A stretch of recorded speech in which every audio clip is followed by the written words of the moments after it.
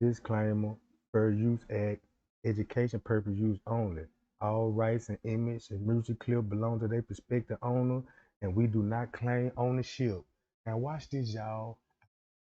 Tell y'all, bruh, that Miss Teresa, I'm telling y'all, bruh, man, Kanika Jenkins changed my life forever, bruh.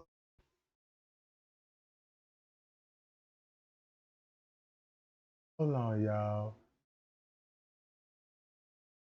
All right, go live. Boom. All because they placed that girl in the freezer, bro. They just showed me Dev is out here busy. It's a lot of people selling their soul for this stuff. Now, this Miss Teresa Page right here. And what a coincidence that this lady's posting this stuff, bro. I was doing research because I'm going to tell you something. Now, when I seen this, bro, this just confirmed everything what I was looking for. And I found it. Now check this out. The reason why I'm showing y'all this stuff right here, cause y'all know she praising these voodoo statues and you know what I'm saying? She is not that kind of Christian y'all think she is. I believe Miss Teresa, you know what I'm saying, probably could be a actually foreigner. You know what I'm saying? I'm starting to think Miss Teresa family is actually some African. They probably be from Uganda, bro. So now look, this is where I'm finna go with this.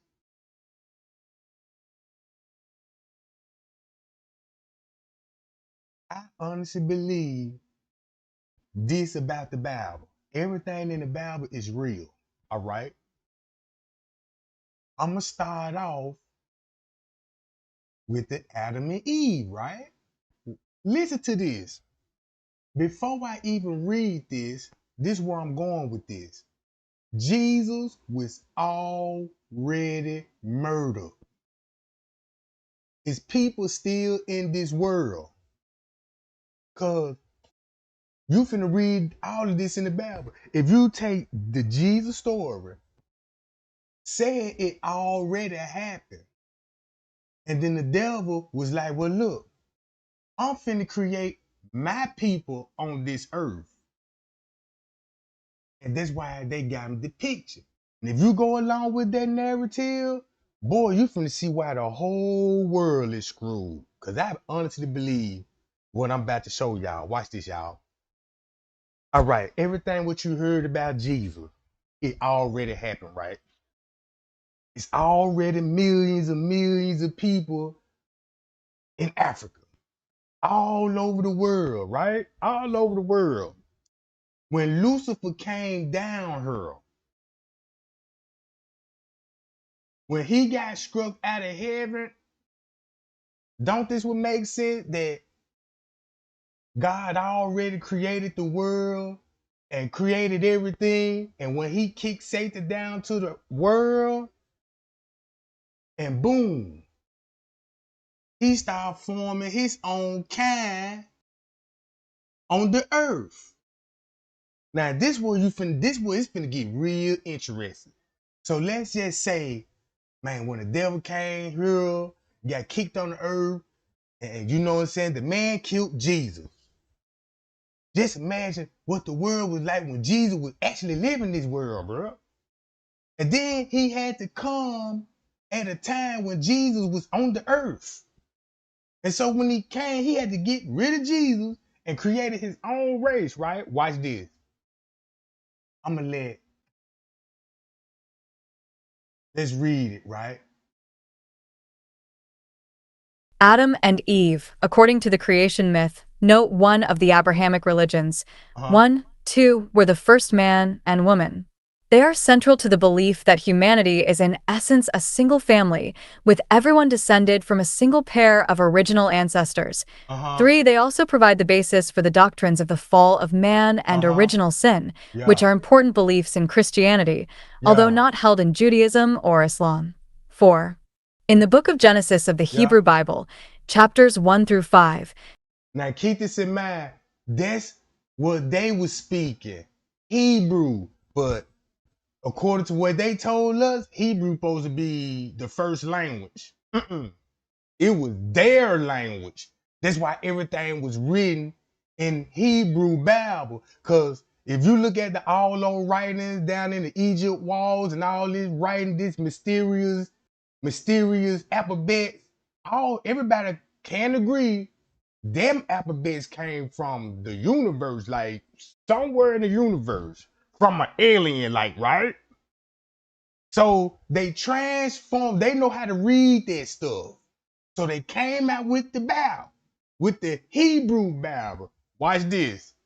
And they were like, look, there are two narratives of the creation story, right? So, so if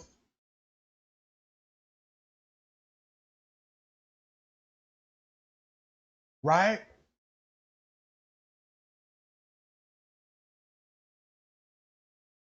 I believe the Garden of Eden was somewhere in here.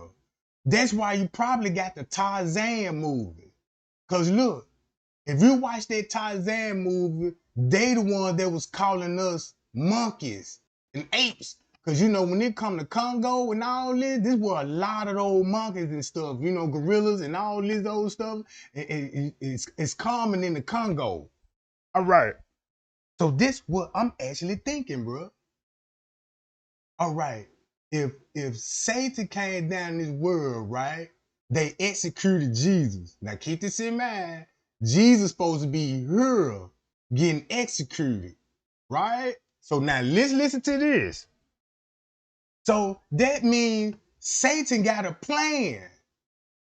So what he finna do, create his own race, and he got to, and then look, make a long story short, Adam and Eve gonna be right here. They're gonna have Cain. Cain gonna be selling it in the land of Nod, right? All right, the land of Nod gonna be like somewhere up in here, right? So if you look like, damn, did he take the river up to get to her? You know what I'm saying? Or did he come this way?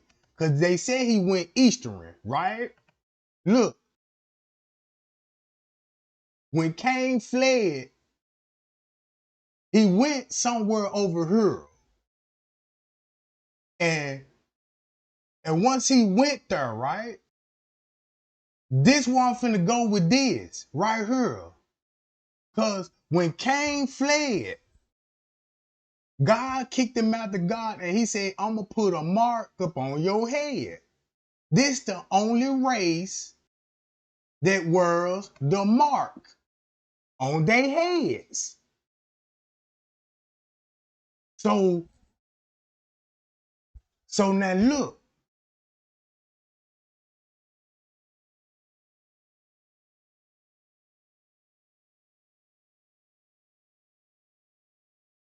where it went to. Damn, man. So now look. Now you see those Africans, you know, them African colors, right? This finna show you where she from. She know exactly she doing when she painting her nails like that. Let's go back to they flag, bruh. With the green, black, and the red, go with the green, black, and the red, and the yellow. So now watch this. So I was like, man, what's up with Mitchell Reese with all these but God quotes and all of this old stuff? Now I know she is a part of this whole thing, what these people got going on, right? All right, like this here, the Al Horus. I'm looking into all of this, and this is what I learned, bro. All right, you go to the Al Horus. I'm gonna go down to her. Now, yeah, right here. Now look at this. I looked into that. And it just puzzled me that because I'm like, damn, when I'm studying the Illuminati and looking into the roots in the Freemasonry, you know what I'm saying? And then she was like, I declare and decree powers of the universe with a hand stretching like, yeah, you know, you can't be a Christian and doing all this. Everybody know that. 5 days, what they supposed to be? Palms. You know what I'm saying? I'm looking, I'm like, okay, boom, right? All right. This is where I'm going with this. All because they put her in the freezer, bro.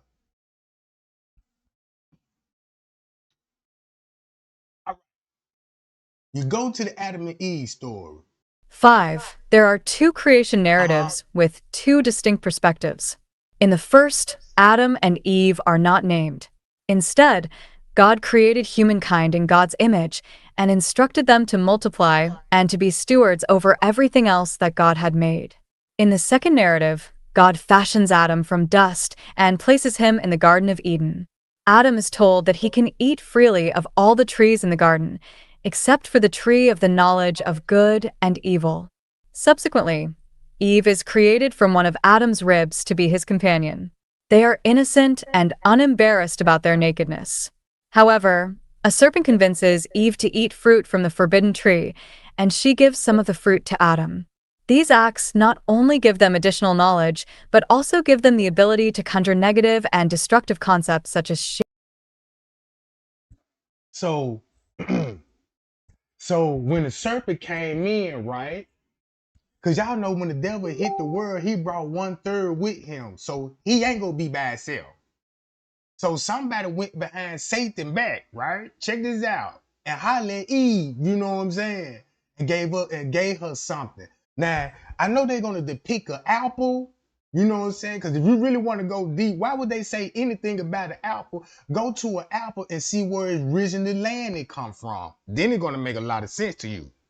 Then you're gonna make it like, damn, let me see where strawberries from. Then once you find out where strawberries from, you're gonna be like, whoa, wait a minute, what's going on here? Grapes, all of that stuff. So now look. So when Satan, first of all, you got to go down here. This is where I believe where the Garden of Eden is, right here. Keep this in mind. You got Kenya, Somalia, and Ethiopia, and Sudan and Yemen. All of these finna play a major role. So if Cain got kicked out, ended up selling it, that he ended up selling down that in the land of Nod, which what we finna go to, but he was also here. That's why these people got the red dots on their head. You see what I'm saying? That's what I'm saying. It wasn't no apple.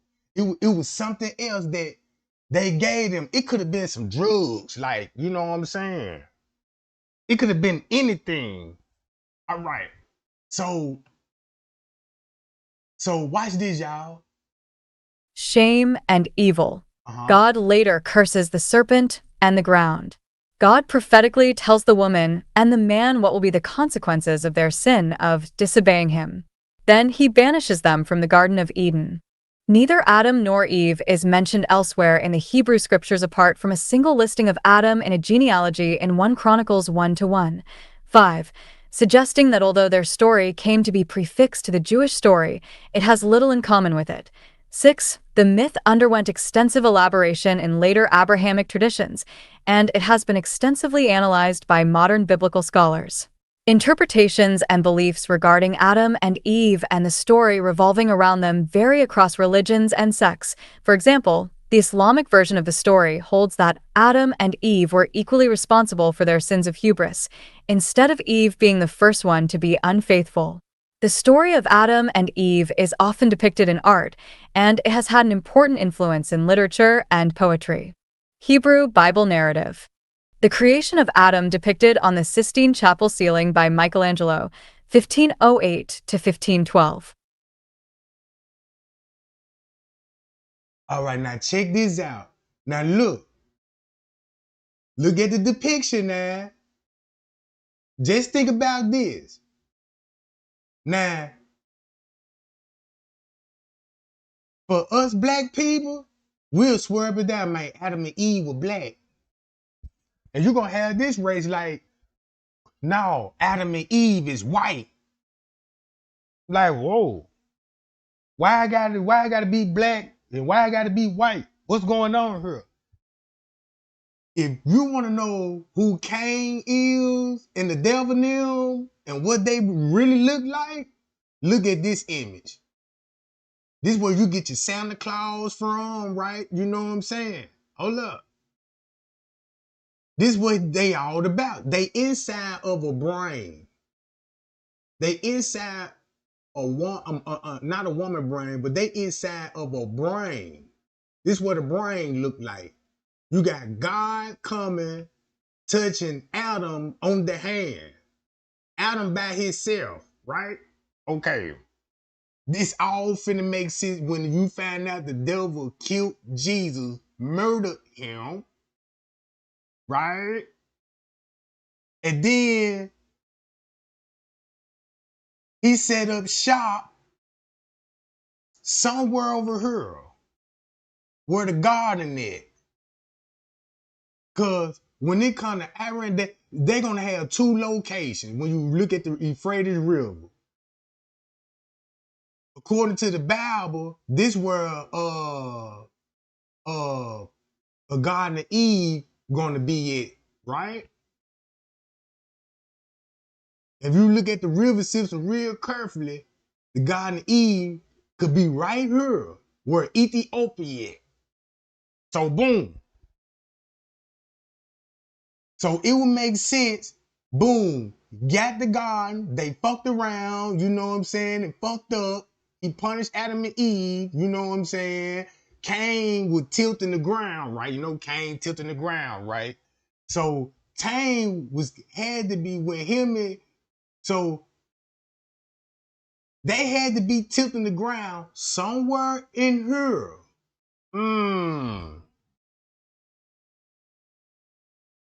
And then look, I'm gonna let this tell it. 1508 to 1512. The opening chapters of the book of Genesis provide a mythic history of the infiltration of evil into the world.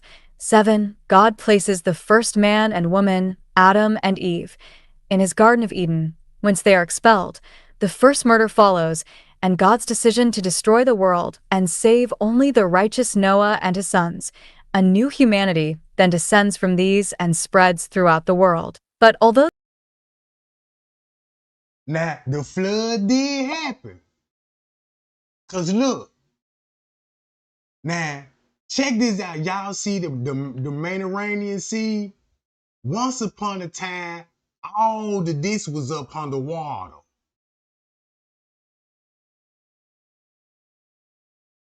Once upon a time, all this was up underwater. If you go look at all the wars, just say like, everybody know about Black history, right? But nobody don't know nothing about the white history. Before they would look before the white man, look what the white man was going to war with. Before he was even thinking about America yet. You see what I'm saying? So if you look at his war, then you'll be like, damn, no wonder why the Bible is speaking in Greek, Latin, you know what I'm saying? And they got to translate it through other, stuff like that, right? All right. So all of this, so look, what they tried to do is really try to wipe out Africa. If you if you try to wipe out this whole joint, right? And then try to start like a new. I see what the devil was trying to do. Right? But look, the Bible never said nothing about no African alphabets. You see what I'm saying? So if you look into African alphabets, you'll be like, damn, them folk got 35 letters, you know what I'm saying, in their alphabets. And then once you be like, damn. All right.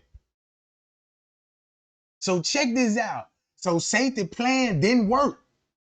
So what he had to do was, boom, I'm coming for Israel. So when you hear about God was promising the 12 tribes of Israel, they is not black and they is not us, bro. Because guess where the tribe of Israel gonna come from? From this bloodline that circulated right up in here. right? Check this out. Although the new world is as sinful as the old, God has resolved never again to destroy the world by flood, and the history ends with Terah, the father of Abraham, from whom will descend God's chosen people, the Israelites. 8. God chosen people. Look, I don't know. I could look, check this out. This what I'm saying. Now, biblical wise, right? When you look at the river system, check this out. You're gonna have the Euphrates and the Tigris River running here. And also, you're gonna have the Nile River and the other river, right? All four of them gonna have to meet up, right? It's only two rivers over here, and it's two rivers over here. And I swear to God, bro, I was looking, I'm like, damn, so shit, it's over here. Cause when I was looking at some images, I'm like, damn, I found a church, bro. And the way it looked, I'm like, man, this gotta be the oldest goddamn structure I ever seen. So, but listen, but just hear me out on this one though. Just hear me out on this one. Boom. There was Satan, just say there was Satan when he made his race down here. Cause you look, when Satan came down here, he made mankind, bro. After his likeness. After his likeness, right? And guess what happened? Crisiša narrative. Main article: Genesis creation narrative. Adam and Eve are the Bible's first man and first woman. 9-10 Adam's name appears first in Genesis 1 with a collective sense as mankind. Subsequently in Genesis 2-3 it carries the definite article ha, equivalent to English, the, indicating that this is the man.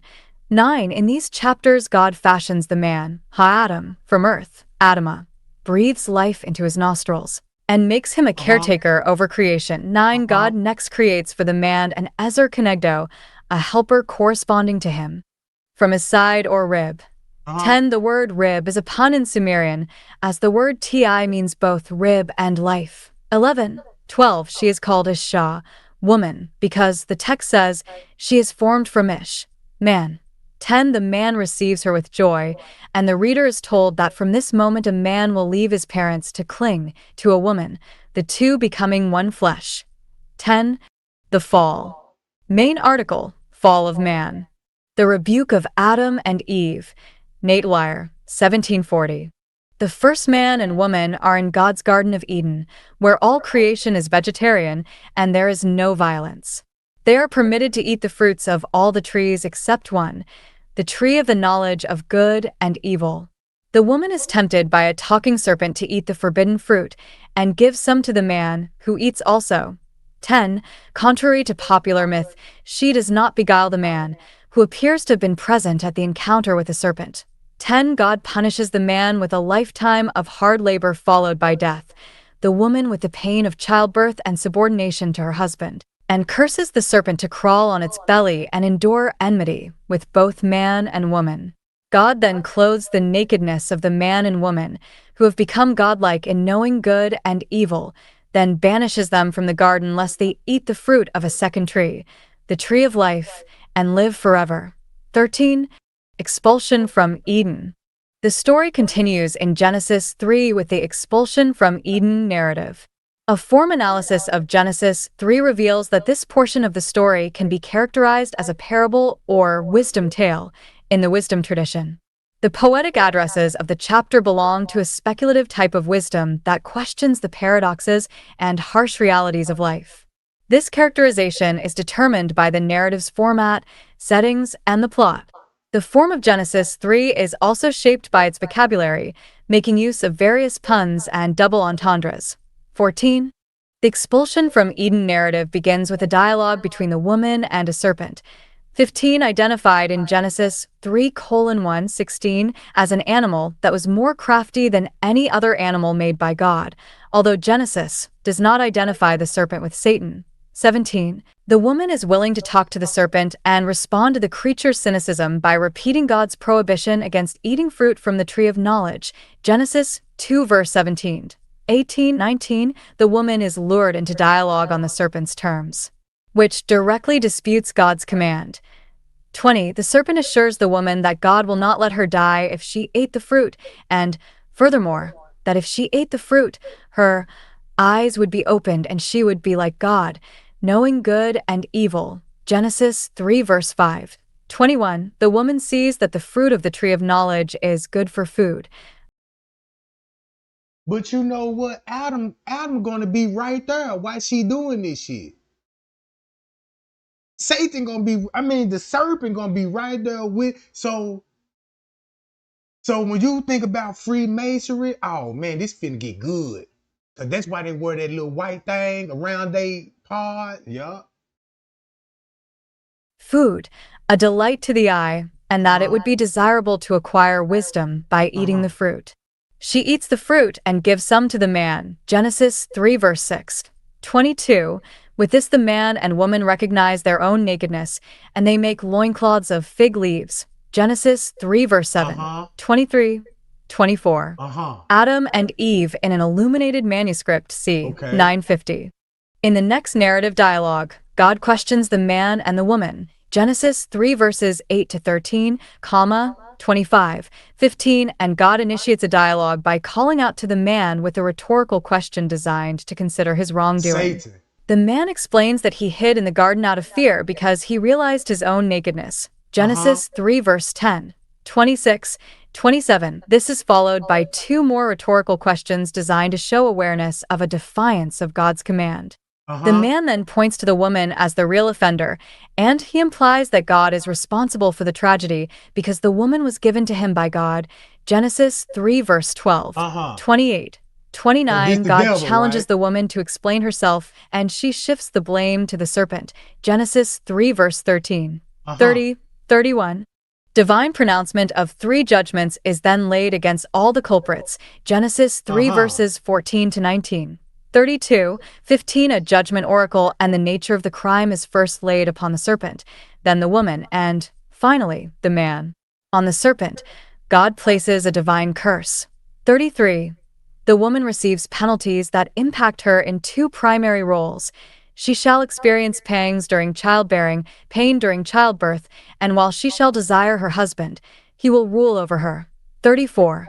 The man's penalty results in God cursing the ground from which he came, and the man then receives a death oracle, although the man has not been described in the text as a mortal. 17. 1835. Abruptly, in the flow of text, in Genesis 3:20, 36, the man names the woman Eve, Hebrew Hawa, because she was the mother of all living. God makes skin garments for Adam and Eve. Genesis. And guess what? That's why you got the Freemasons be wearing that white thing around their nuts. This crazy. When I say, man, I believe Jesus was already murdered, and once they got him out of here, then he come with the creation story. Cause you know what?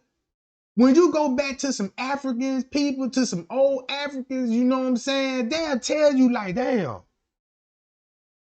Man, when we first seen the white man, we were like, what the fuck is that? Like, you know what I'm saying? I ain't trying to be, you know what I'm saying? I'm just on the spiritual journey. You know what I'm saying? You see what I'm saying? Now check this out. I can see why the real God would let him do this shit. Check it out. Genesis 3 verse 20, 37. The chiasma structure of the death oracle given to Adam in Genesis 3:1938 is a link between man's creation from dust, Genesis 2 verse 7, 39, to the return of his beginnings, frowny face 40. You return to the ground, since from it you were taken, for dust you are, and to dust you will return. The garden account ends with an intradivine monologue determining the couple's expulsion and the execution of that deliberation. And check this out. It would make so much sense that that it been proven that Africans taught these people how to survive, live, all of this. They didn't even know how to survive on the land, bro. When they said they claimed to step down on the United States, bro, they had to beg the Indians like, how shit, we starving over here. Like, shit, can you share your food? And they like, no, you know what I'm talking about? We'll teach you how to grow, you know what I'm saying? And boom, and it taught them, and this thing, you know, they poison these people, bro. Tried to kill off a whole race. Cause when I was reading the Bible, bro, I used to be getting a little nervous, like, damn, you know what I'm saying? Listen to the story, like God punished them folks that go to this village right here. I want you to kill all these people. And I'm like, wait a minute now, you know what I'm saying? And then once I started reading the Bible, looking at the map at the same time, no wonder why all of this Egypt, shit, right up in here. Oh yeah, it all makes sense, bro.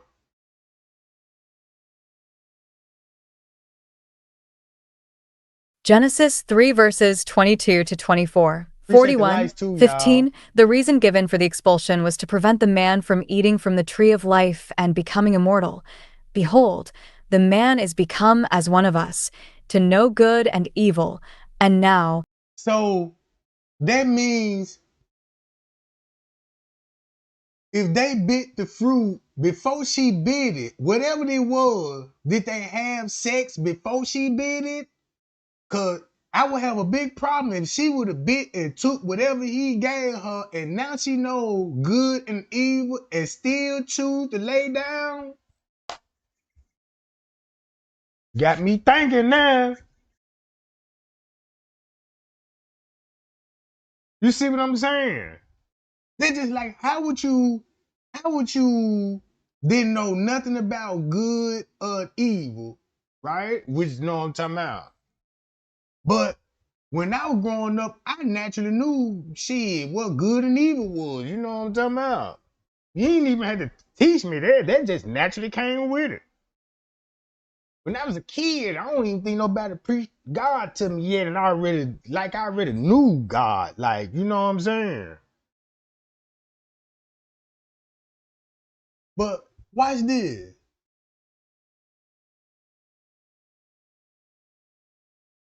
Let poor fish now, have and lest also he put take forth his hand, and take also of the tree of life, tree and of life. eat, and live forever. Genesis 3 verse 22, Uh-huh. 42, 17. 1843. God exiles Adam and Eve from the Eve. garden and Yup. installs cherubs, supernatural beings that provide protection, Yup. and the flaming sword which turned every way, apparently in A constant sword? motion, 44, to guard Hold on. Swords. Keep that in mind. Swords.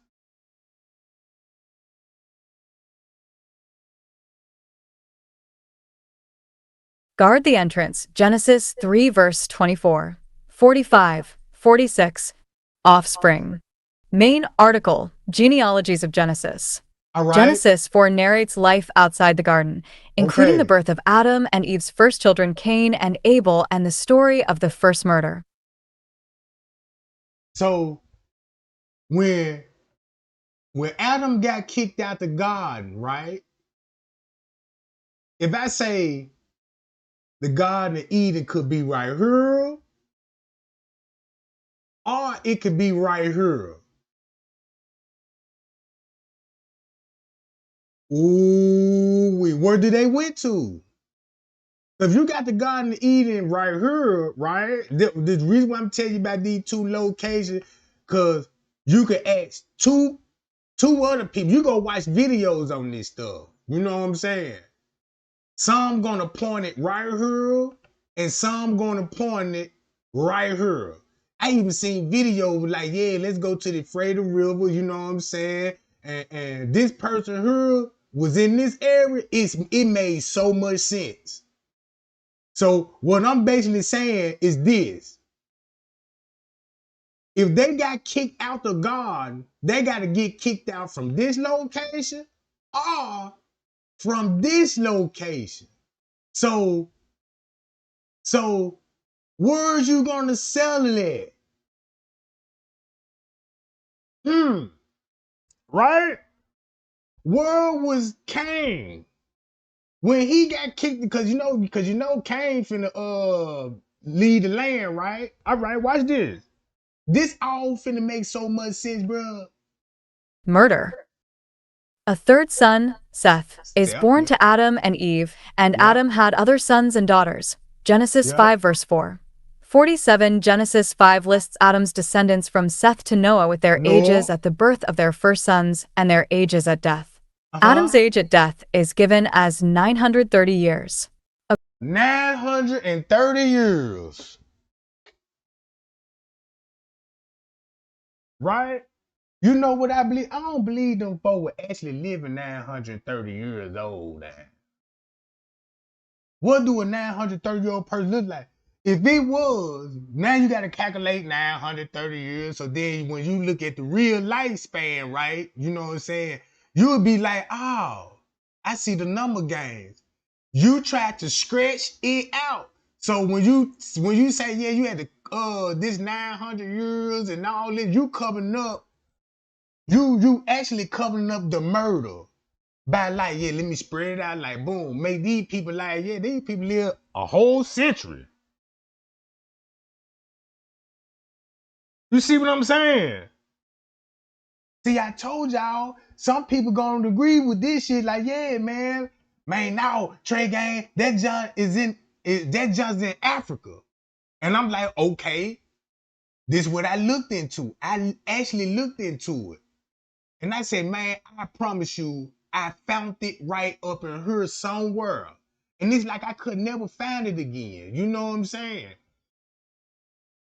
So look, if they got kicked out the garden, and if it's actually right here, that's where they were building the Tower of Babylon, right here in Baghdad, in Iraq. Now, that's why you finna have all this shit writing in Aramaic. This is where you finna get the Allah, you know what I'm saying? Right? Hold up.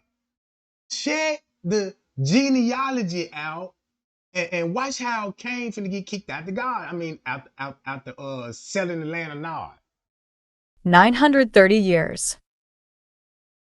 According to the Book of Jubilees, Cain married his sister Awan, a daughter of Adam and Eve. 48. According to the Pseudo-Philo, Adam and Eve's male children were Elasiel, Suries, Elamiel, Brabal, Not, Zarama, Zazam, Mathil, and Anath. And Adam and Damn. Eve's female children were Phua, Yectas, Arabica, Sifa, Tishia, Saba, and Asin.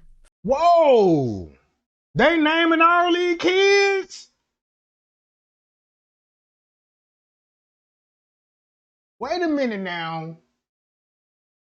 According to the Jubilee, Cain married his sister Awa. I gotta go to this one. All right. That's why this shit finna be Hermit. All right. That's how he knew his wife, the first daughter of Adam and Eve. So he married the first daughter. Why is these people ain't depicting these people black? If you know what I'm saying. Look what these people showing us. Like, what is this actually? Look, when look what garments they wearing. Cheetah prints. Where cheetahs be dwelling at?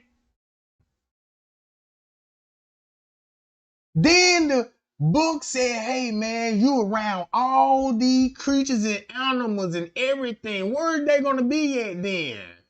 In the garden. Where a bunch of animals, you know, you talking about, and this man got on a cheetah print. All right. Is this how They was clothed. You know what I'm talking about? This, cause when you look at this shit, you might as well go to Fred Flintstone and look what he was wearing. Man, my eyes so goddamn open, goddamn it. Hold on, y'all. I'll be right back, goddamn it. Let me see this shit myself.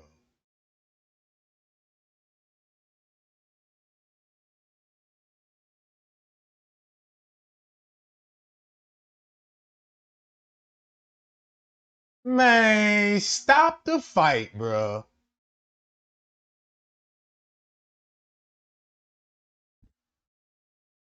Man, stop the fight with a cheetah print outfit on with a tie.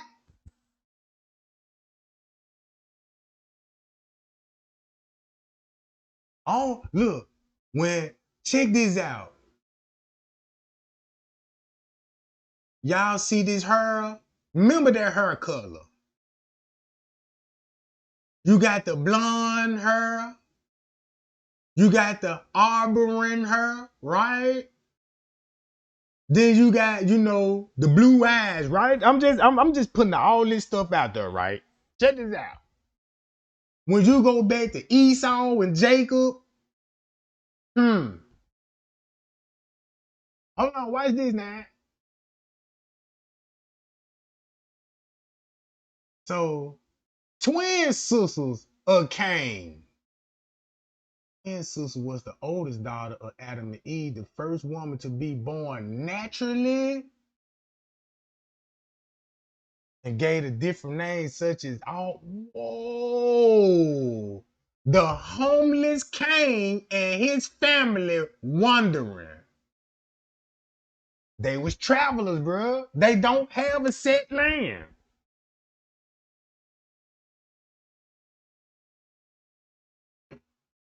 And look, I'm just chilling. You ain't got to take this shit as accurate though. You ain't got to take this shit as accurate. You know what I'm talking about? You ain't got to take it accurate. I ain't trying to convince nobody what's going on. I'm just letting you know this my research. I just want to share what I'm learning. If I'm wrong, I'm just gonna be wrong, bro. And I got to deal with that. You know what I'm talking about?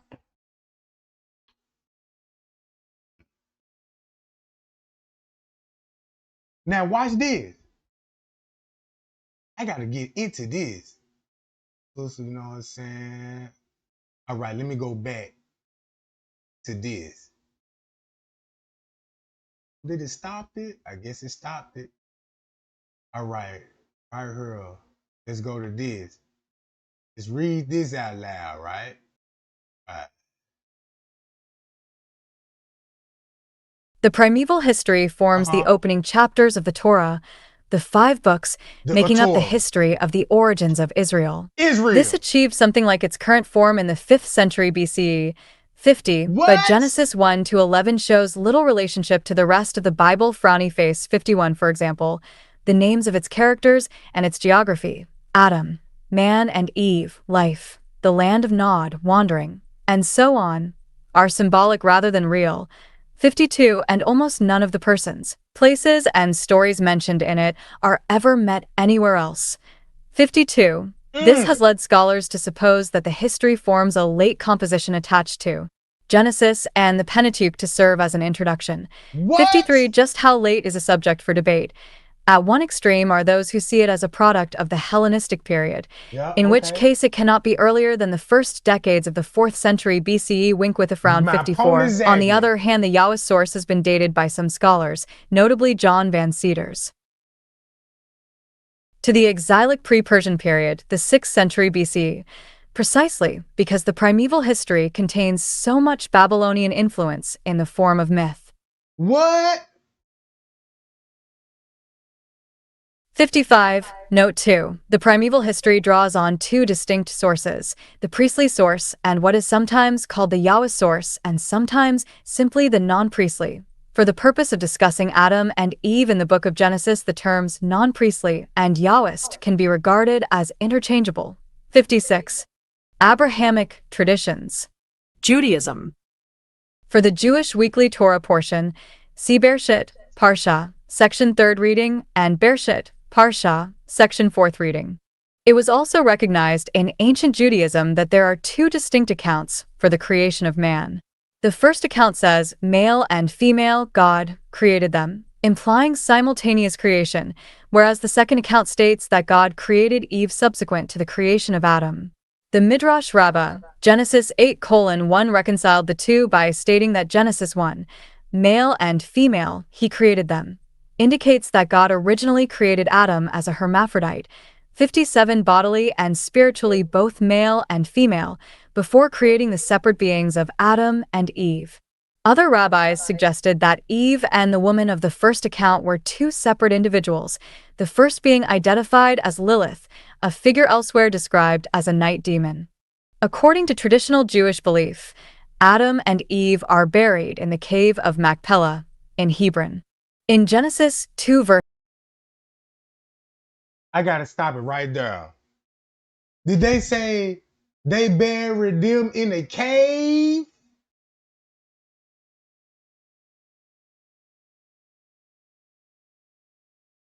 Where?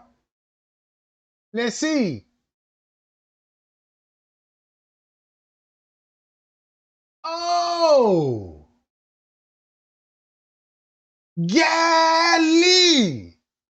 I hope that ain't where I think is at. Hold on, goddamn. Wait a minute. Let me get up about this job. In the cave? Somewhere up in her? Makes sense to me.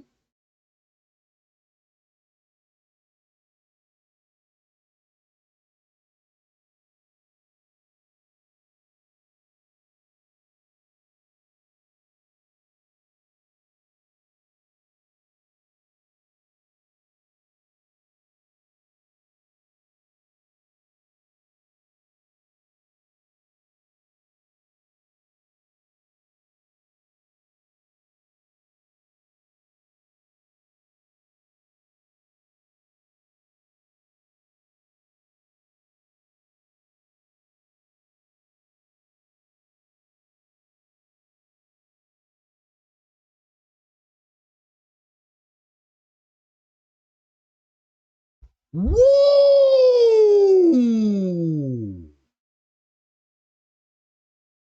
Golly. Right there in Israel?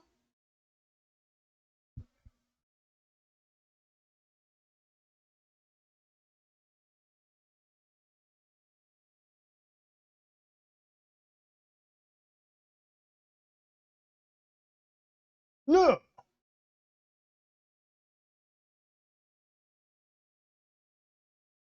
right there by Jerusalem.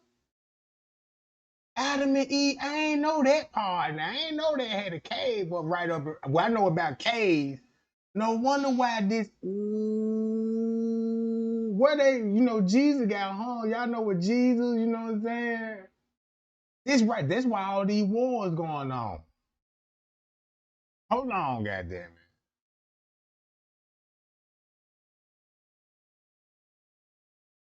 All right, during 6 Day War, 19, during the rule, the West Bank was seized and all. Now,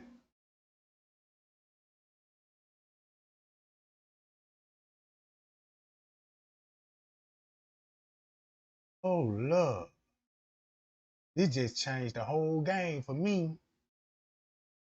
Oh hell yeah! Where I was at, yeah, right here.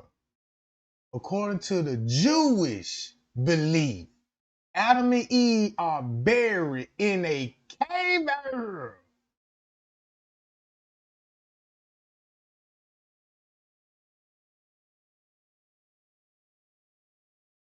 No wonder why everybody be going. No wonder why they done a major tourist cycle. Them people know that where Adam and Eve at. For real. All right, gotta go back to this.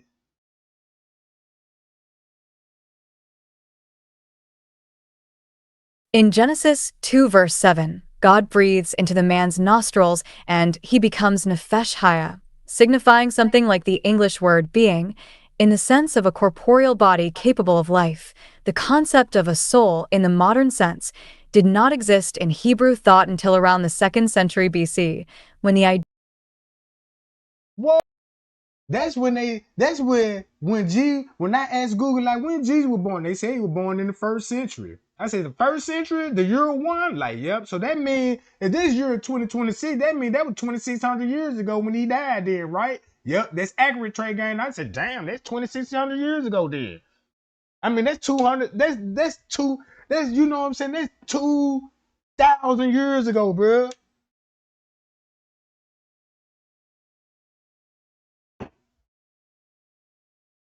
So, when they killed Jesus, and you know they said he was 33, right? So, so now you want to start from first AD after death. So this just showing you, is this what Satan did 2,000 years ago? And if it was people already here for millions of years, for millions of years, and then,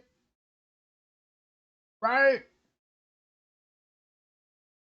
you don't got no land, you don't have no land, like, you were wondering, why this? idea of a bodily resurrection gained Uh-huh. popularity. 58. Christianity. Main articles: Fall of Man, Original Sin and Atemporal Fall.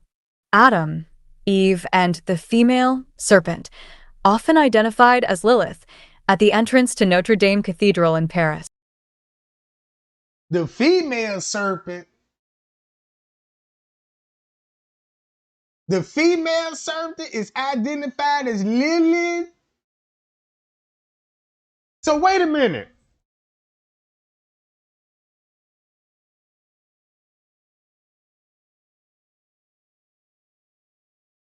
Look,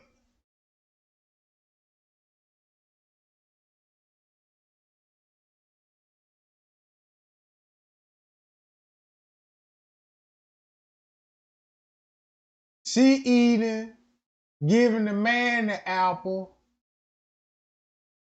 You got her watching her do it.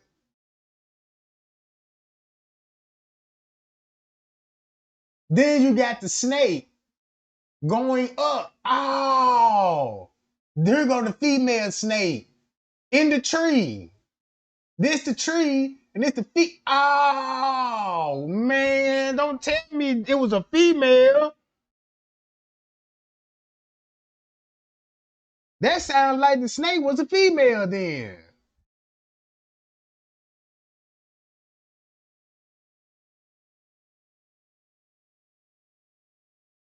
Man, what's going on? They go to tail going up the tree, just like in the Bible. So so look, no wonder why, what it sound like they had a threesome? All right, let me get up out of this stuff, bro. This man, look. Paris. Some early fathers of the Uh-huh. Christian Church held Eve responsible for the fall of man and all subsequent women to be the first sinners because Eve tempted Adam to commit the taboo. You are the devil's gateway, Tertullian told his female readers, and went on to explain that they were responsible for the death of Christ. On account of your desert, I... Hold up. Did they just say what I just think they said? And went out to explain that they were responsible for the death of Christ.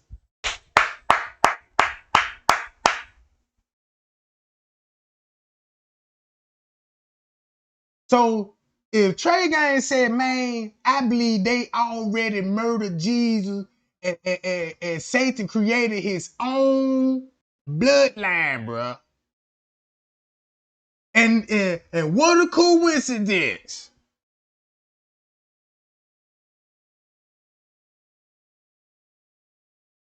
I don't know who the first wife, because in the Bible, it talk about Eve.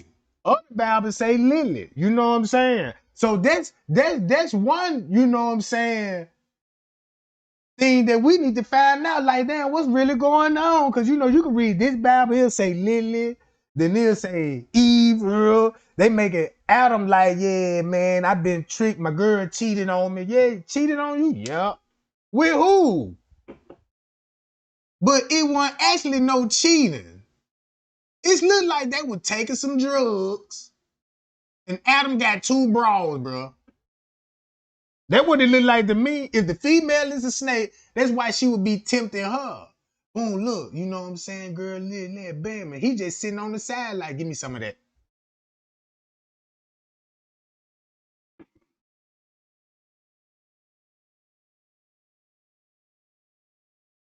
So that means if Lily is Satan's wife, then it would make even more sense. He seen what she created, like, damn, I want some of that. And, you know, that's just like a broad putting these people on game, like, yeah, you know what I'm saying.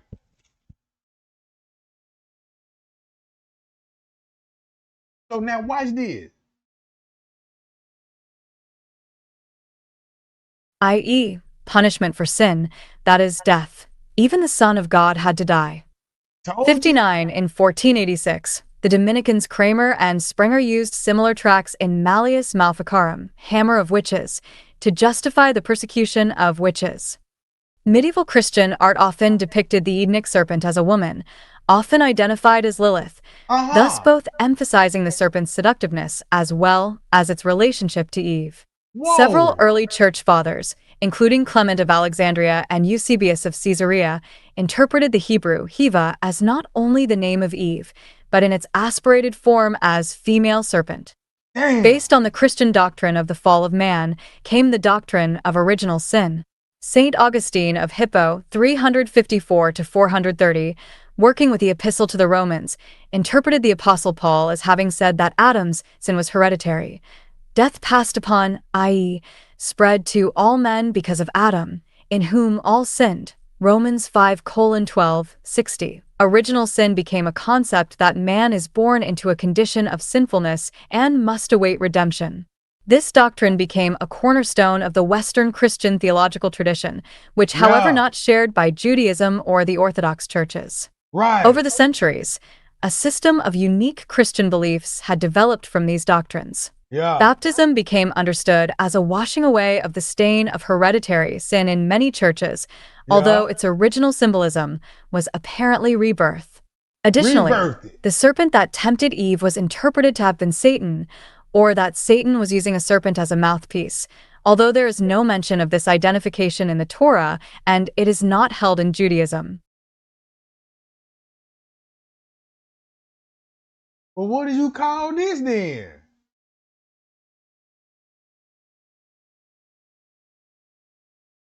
You just identify who she is, right? No wonder why you don't want the public to find this out.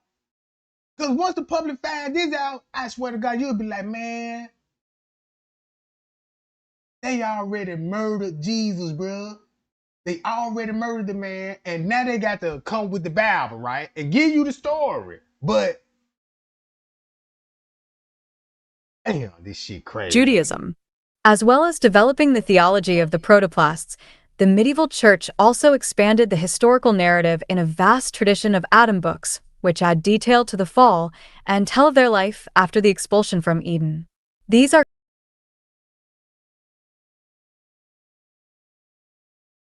continued in the legend of the Rood, dealing with Seth's return to paradise and subsequent events involving the wood from the Tree of Life. These stories were widely believed in Europe until early modern times. No Regarding the real wonder. existence of the progenitors, as of other narratives contained in Genesis, the Catholic Church teaches that Adam and Eve were historical humans, personally responsible for the original sin. This Uh-huh. position was clarified by Pope Pius XII in the encyclical No Humani wonder. Generis, in which the Pope condemned the theory of polygenism and expressed that original sin comes from a sin Biggest liars actually in the world, committed by bro. an individual Adam. Despite this, Why my stuff keep stopping? This, The Hamani Generis also states that the belief in evolution is not in contrast to Catholic doctrine. This has led to a gradual acceptance of theistic evolution among Roman Catholic and independent Catholic theologians, a position that has been encouraged by Pope John Paul II, Pope Benedict XVI, and Pope Francis. 61, 62, 63, It make 64. so much sense The now. biblical fall of Adam and Eve is also understood by some Christians, especially those in the Eastern Orthodox tradition, as a Yup. reality outside of empirical history that affects the entire history of the universe. So This did. concept of an atemporal fall has been most recently expounded by the Orthodox theologians David Bentley Hart, John Baer, and Sergei Bulgakov, but it has roots in the writings of several early church fathers, especially Origen and Maximus the Confessor. 65, 66, 67 Bulgakov writes in his 1939 book The Bride of the Lamb, translated by Boris Jakim, William V. Eerdmans, 2001, that empirical history begins precisely with the fall, which is its starting premise, and that in the narrative in Genesis 3, an event is described that lies beyond our history, although at its boundary. 68. David Bentley Hart has written about this concept of an atemporal fall in his 2005 book The Doors of the Sea, as well as in his essay The Devil's March, Creatio ex nihilo, The Problem of Evil, and a few Dostoevskian meditations from his 2020 book. Theological Territories. 69. Gnostic Traditions. See also Gnosticism. Gnostics discussed Adam and Eve in two known surviving texts, namely the Apocalypse of Adam, found in the Nag Hammadi documents, and the Testament of Adam. The creation of Adam as proto-anthropos, the original man, is the focal concept of these writings. Another Gnostic tradition held that Adam and Eve were created to help defeat Satan. The serpent, instead of being identified with Satan, is seen as a hero by the Ophites. Still, other Gnostics believed that Satan's fall, however, came after the creation of humanity. As in Islamic tradition, this story says that Satan refused to bow to Adam due to pride. Satan said that Adam was inferior to him as he was made of fire, whereas Adam was made of clay. This refusal led to the fall of Satan recorded in works such as the Book of Enoch. In Damn. Mandeism, God created all the worlds, formed the soul through his power, and placed it by means of angels into the human body. Whoa.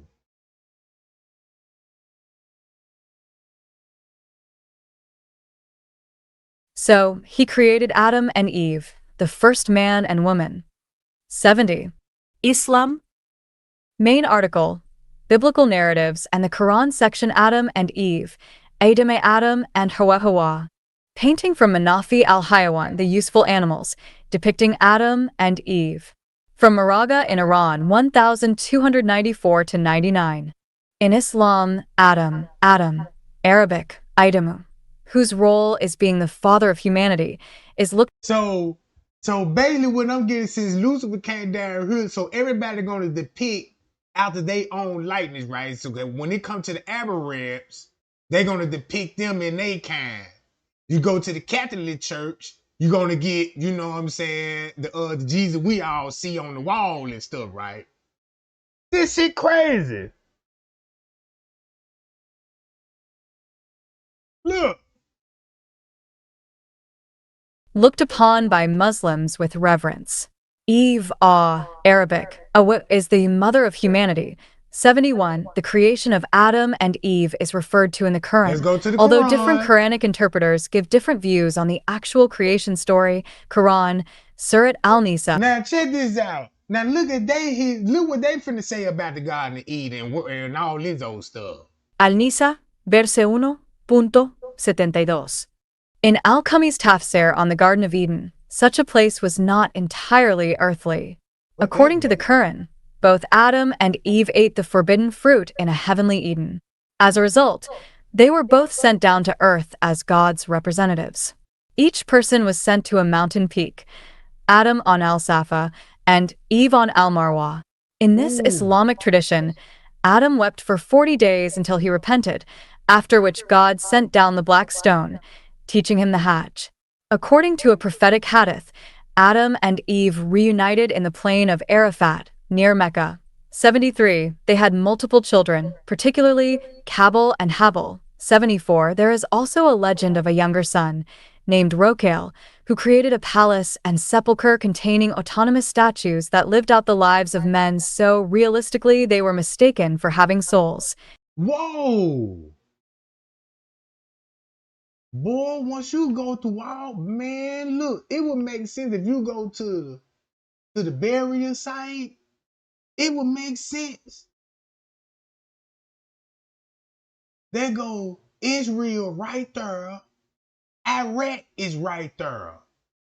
So when you look at all the presidents and election, and the first thing they want to do is go bomb Iraq, Baghdad, Kuwait, Iran. And check this out. You ain't even got to believe me.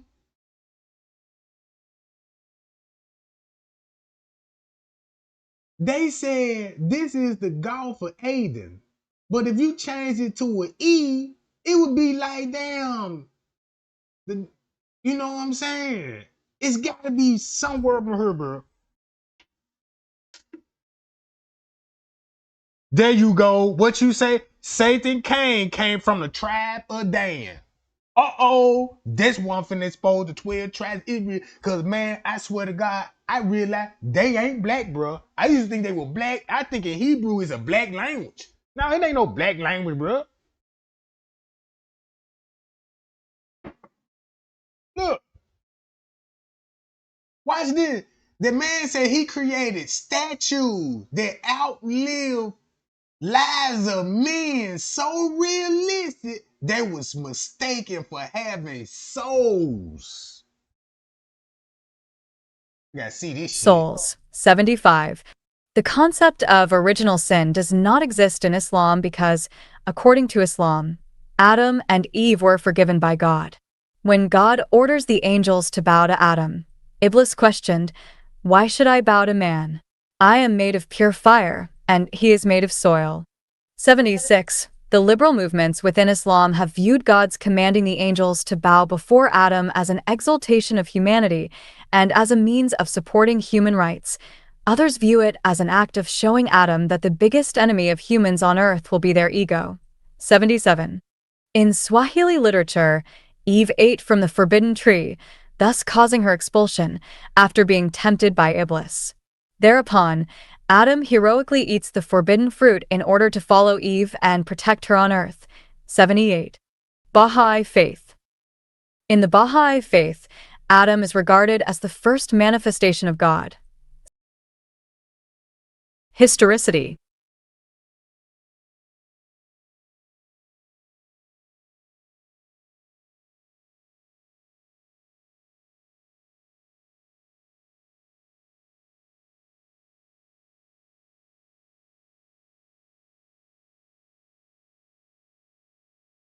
Man, this shit getting spooky. Hold on. So this where Adam and Eve burial site at, and it was a cave at one point in time, right?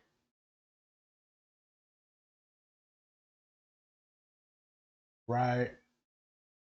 I like to look at the surrounding areas.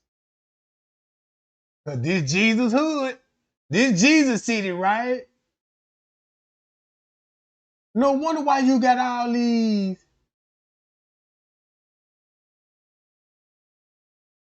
So is that why Hillary Clinton would get Googling Ishmael? This shit finna get crazy. Why is my stuff stopping? Historicity. Main article. Historicity of the Bible. While a traditional view attributes the book of Genesis to Mosaic authorship, modern scholars consider the Genesis creation narrative as one of various ancient origin myths. 85-86. Analysis like the documentary hypothesis also suggests that the text is a result of the compilation of multiple previous traditions, explaining apparent contradictions. 87-88 other stories of the same canonical book, like the Genesis flood narrative, are also understood as having been influenced by older literature.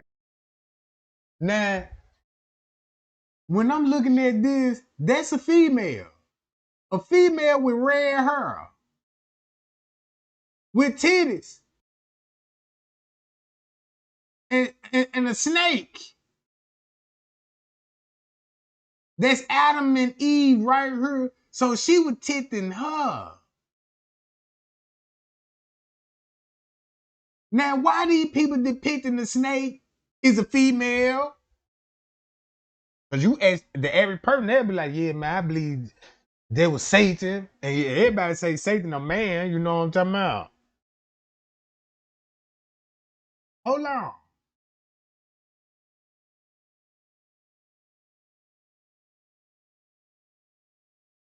Look who all keeping up with this shit.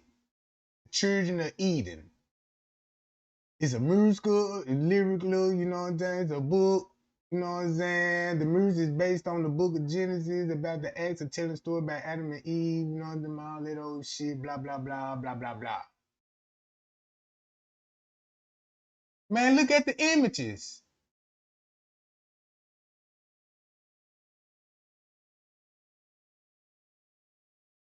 God judging Adam.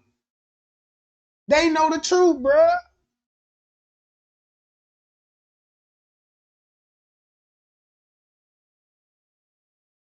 So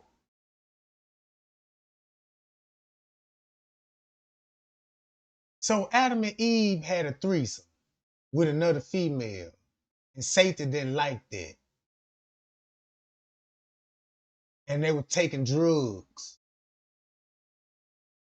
See that they even point that's a female.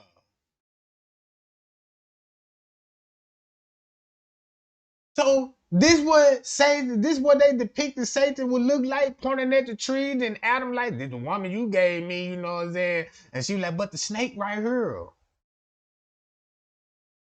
I don't know, gang. This shit spooking me. Appreciate the likes, y'all. Appreciate the likes, y'all.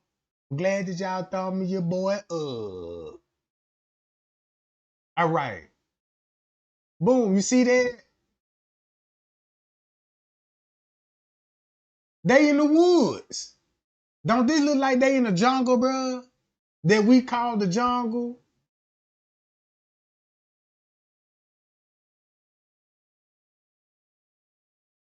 That's why you don't see Adam and Eve ain't in no building, not even a house, not even a hut.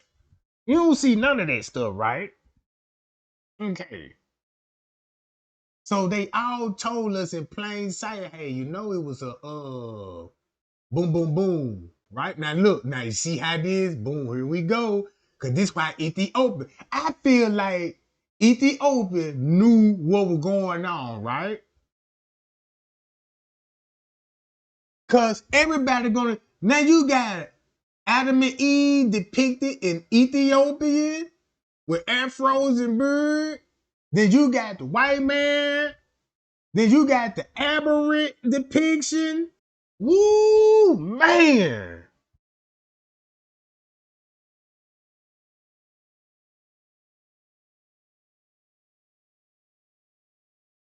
Look,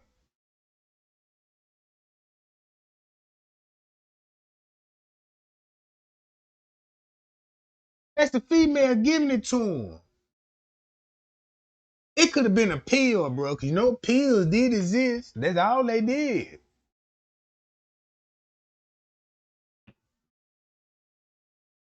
All right.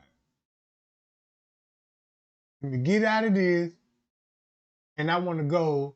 Let's get to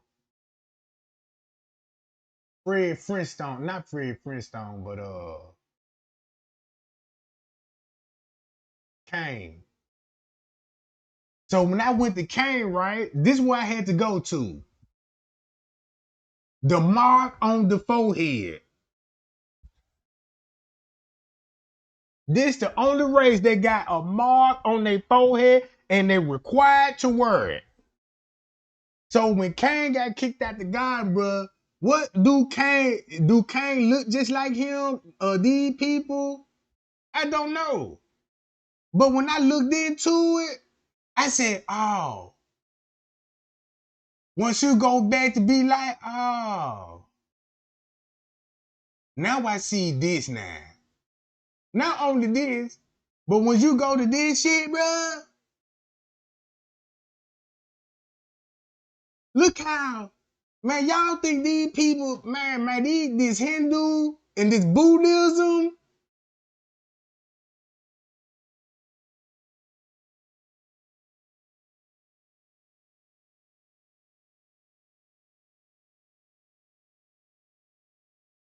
girl. Oh, she gotta be watching. Oh, she gotta be watching, bro. Ain't this some shit, bro? Come on now. Man, this lady got to be, bro. I'm putting all of this shit together, right? Why did hold on. Why I need to go right here back to that damn Buddha pose.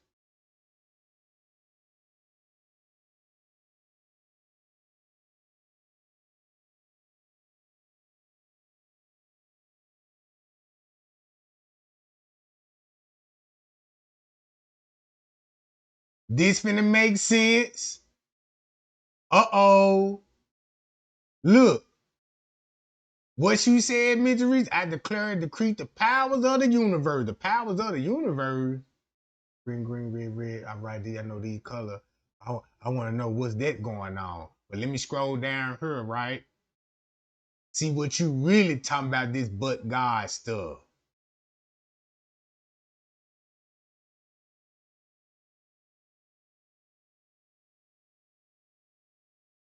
Remember going this goddamn far down for the video. Here you go. Golly. Got you. I told you, bro. I told you, bro.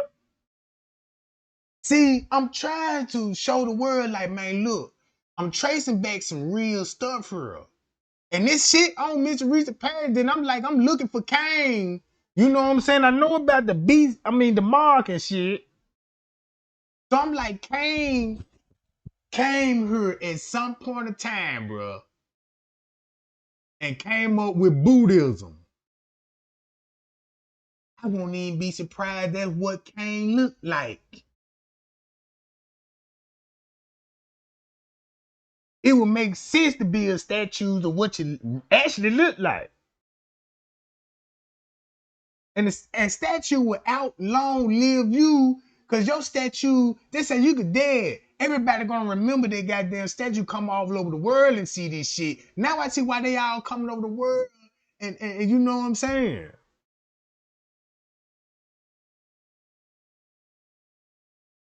Watch this. So I went back to Buddhism. Then when you look at the race,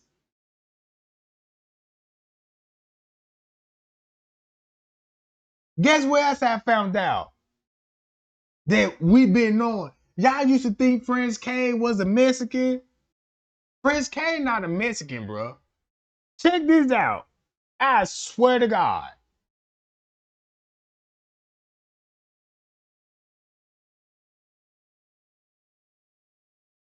He from the Philippines.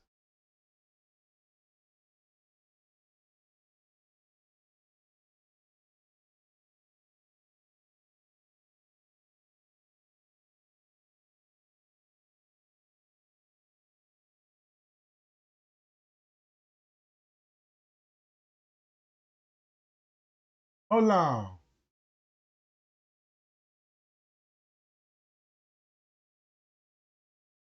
Where he at?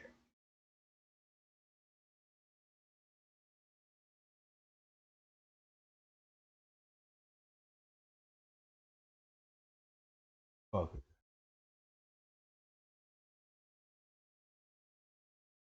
Hey.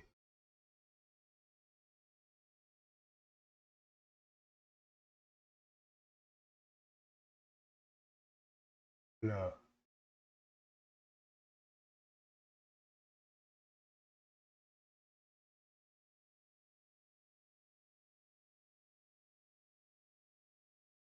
Man.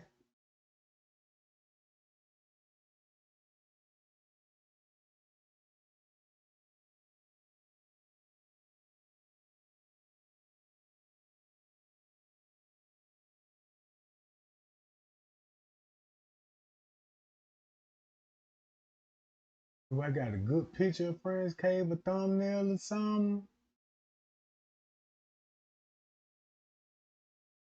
Need a good picture of them.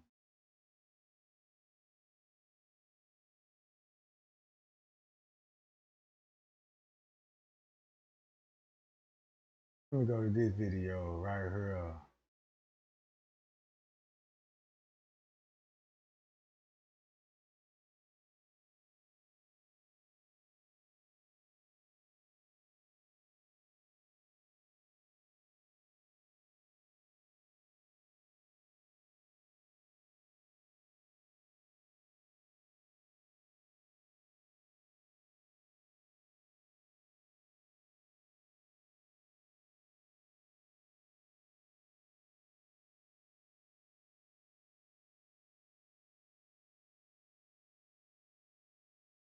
Hold up. Right here. Everybody know what Friends Cave look like, right?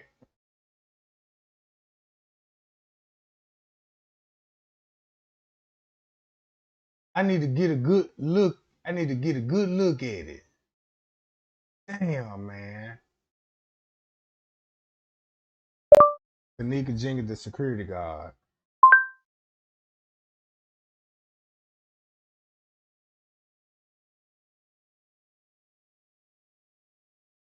I need right here. This would be a good example.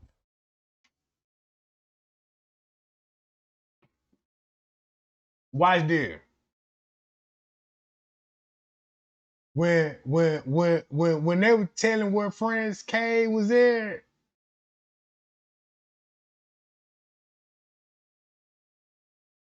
hey, bro.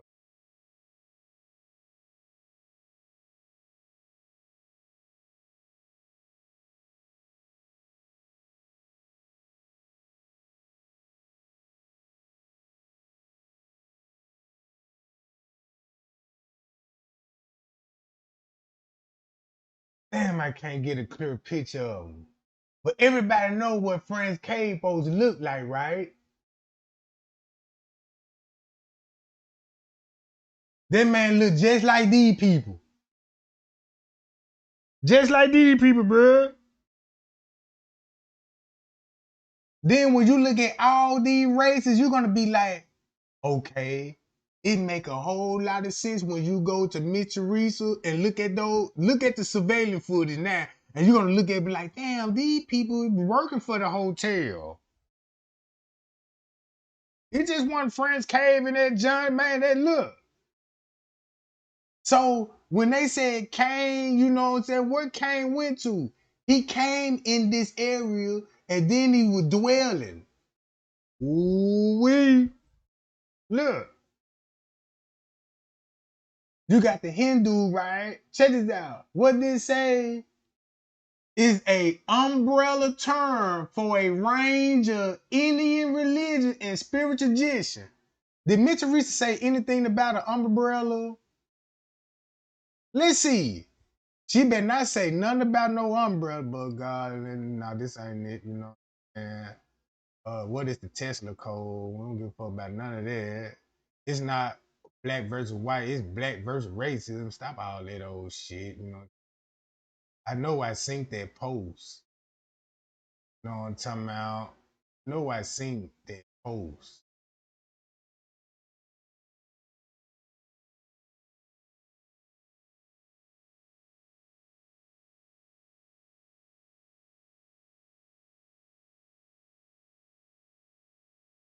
It's gonna be up in her.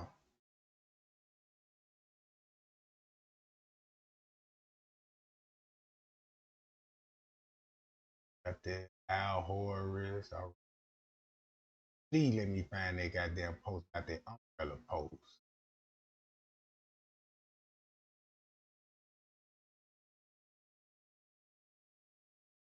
Do not tend why you outlawed the Bible from the school system. Thank you. What? Now I understand why y'all outlawed the Bible from the school system. Thank you very much. Shit.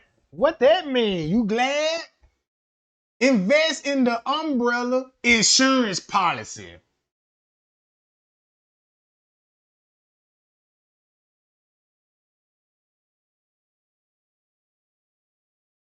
Just like what I said, Buddhism is what? Hindu is what? A umbrella term for a range of Indian religion with spiritual traditions that under facts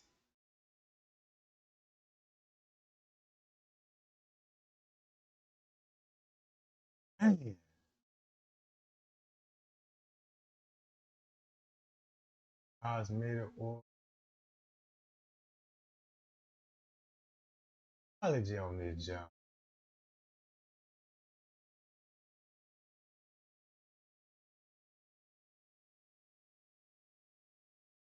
Leaders and a motherfucker. Ooh, man. Hold on.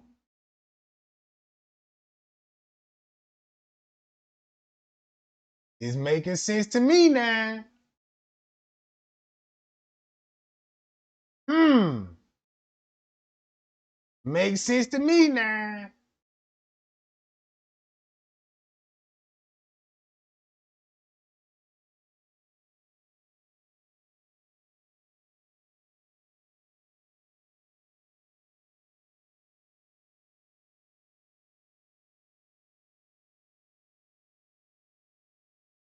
Yep. Make a whole lot of sense to me now. All right. Now let's go to her. Where is the land of Nod? It was in the country in Asia. The land of Nod and Cain. Look, X now. He's a wandering, meaning he don't have land to settle on. Right? Cain was known as a wanderer. We all know his tribe establishing in the Oryx amongst the countries in Asia. So it's saying, what? In Asia, bro. A river went out to Eden to water the garden from the thickets of the pod and became into four heads, which is identified the four rivers, and you have a good idea where the Garden of Eden is. All right, watch this, y'all. Check this out. Matter of fact, yeah. If we can identify these four rivers, we will have a good idea of where the Garden of Eden was, and with that, we will know east of that location was the land of Nod. Let's try and identify these rivers today. The Pison River. Genesis 2 verses 11 to 12, 11. The name of the first is Pison. That is it which compasseth the whole land of Havilah, where there is gold. 12. And the gold of that land is good. There is bdellium and the onyx stone. Now, these first two rivers, Pison and Gin, are difficult to identify. So it's going to take a bit of extra work. We are told the Pison River surrounded the whole land of Havilah. In order to identify the land of Havilah, turn your Bible with me to Genesis 25 verse 18, and they dwelt from Havilah unto Shur, that is before Egypt, as thou goest toward Assyria. And he died in the presence of all his brethren. Also, 1 Samuel 15 verse 7. So we're being told the land of Havilah is between the land of Egypt and the land of Shur, just as you look toward Assyria or Ashur, which was a city in Assyria. Looking at the center of this Assyrian map, go northeast just south of Nineveh, and you will find Ashur. If you reference this Exodus map below, you will see the wilderness of Shur near the center, right below the Great Sea. So Havilah must have been just west of Shur and just east of Egypt. Generally speaking, these would be some of Moses' stomping grounds. The Exodus. Let's put this together. We know the Pison River compasseth the whole land of Havilah. Compasseth means surround or border. So the Pison River must have bordered the northern portion of the wilderness of Shur, stretching across the mountain ranges of Sinai and Midian, which would place the Pison River west of the Euphrates River. Even so, there is not a specific river we can identify today that fits here. The river most likely vanished with time due to changes in Earth's topography. However, we do have a general direction that still helps us. Let's attempt to identify the next river. Don't miss another article. study and news with a fresh Christian perspective in your inbox. Subscribe. The Gin River. Genesis 2 verse 13, and the name of the second river is Gin. The same is it that compasseth the whole land of Ethiopia. There is quite a bit of doubt over the location of the Gin River. In fact, the word Ethiopia is typically translated as Cush in newer versions of the Bible, and even that is most likely an error. Many scholars agree we are not talking about the land of Ethiopia here. E.W. Bullinger believes the Gin River is of the Tigris. The modern Kirka and ancient Chosps, rising in the mountains of the Kassi. Kas has been confused with the Heb, Cush. It is not the African Kush or Ethiopia, but the Akkadian Kas. The Companion Bible, Genesis 2 verse 13 margin note. John H. Mark states, Cush here probably refers, not to Ethiopia, but to the land of the Kassites in the mountains of east of Mesopotamia. The Interpreter's Commentary on the Bible, page 5. If we reference this ancient trade route map, it shows us where the Kassites, Semitic people, Akkad, Akkadian once lived in the mountains east of Mesopotamia. I want to provide you with a little more detail so you can understand the location of this river. The Columbia Encyclopedia states, Karko, Ancient Chosps, River, c.350 mi, 560 kilometers, long, rising in the Zagros MDS, W Iran, and flowing S into the Kazakhstan lowland, where it forms a swamp bordering the Tigris River. Remember, one of the qualifiers in Genesis was the 4 rivers split from one main body of water. Encyclopedia Iranica adds, the Kar does not flow into the Persian Gulf. Instead, it discharges its waters into the great inland basins stretching from Kazakhstan to the lowlands of the Euphrates-Tigris interior delta. Kar River. When we put this all together, the Gin River is the Karka River of today, which flows from the Kassi Mountains, known as Zagros Mountains, into the Tigris River before emptying into the Persian Gulf. If this is accurate, that would place the Gin River in Iran just east of the Tigris River. This all perfectly aligns with the qualifiers in Genesis 2 verse 10 for the rivers from the Garden of Eden. Now, let's identify the location of the next 2 rivers, the Hiddekel and Euphrates rivers. Turn your Bible with me to Genesis 2 verse 14, and the name of the third river is Hiddekel, that is it which goeth toward the east of Assyria. And the fourth river is Euphrates. The Hiddekel is the Tigris River. You will notice on this Assyrian Empire map, the Tigris River is in fact just east of the Assyrian city of Ashur. Assyria was located in what is northern Iraq and southeastern Turkey today. Thankfully, the Euphrates River still holds its original name. You'll find it on the same map, just west of the Tigris River. Identifying the Garden of Eden. Now that we have done the hard work, let's lay out the 4 rivers. Pison River. We could not identify the Pison River today. However, we did identify the geographical location for it, which was west of the Euphrates River.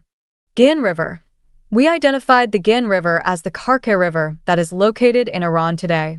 That would place the Gin River east of the Tigris River, which flows from the Zagros Mountains into the Tigris.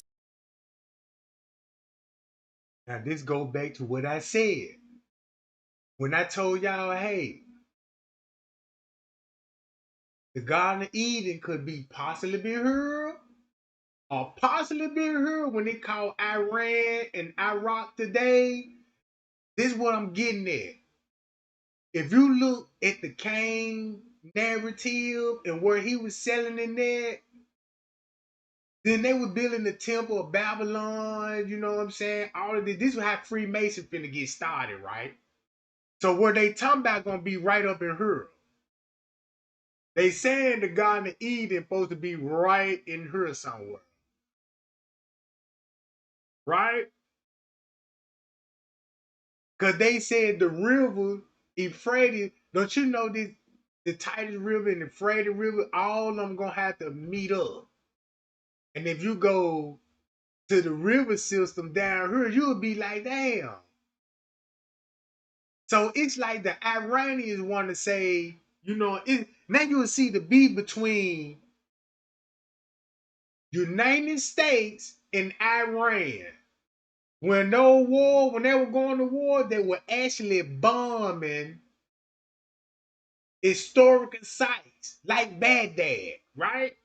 When you think of Baghdad, right, think about the Tower of Babylon,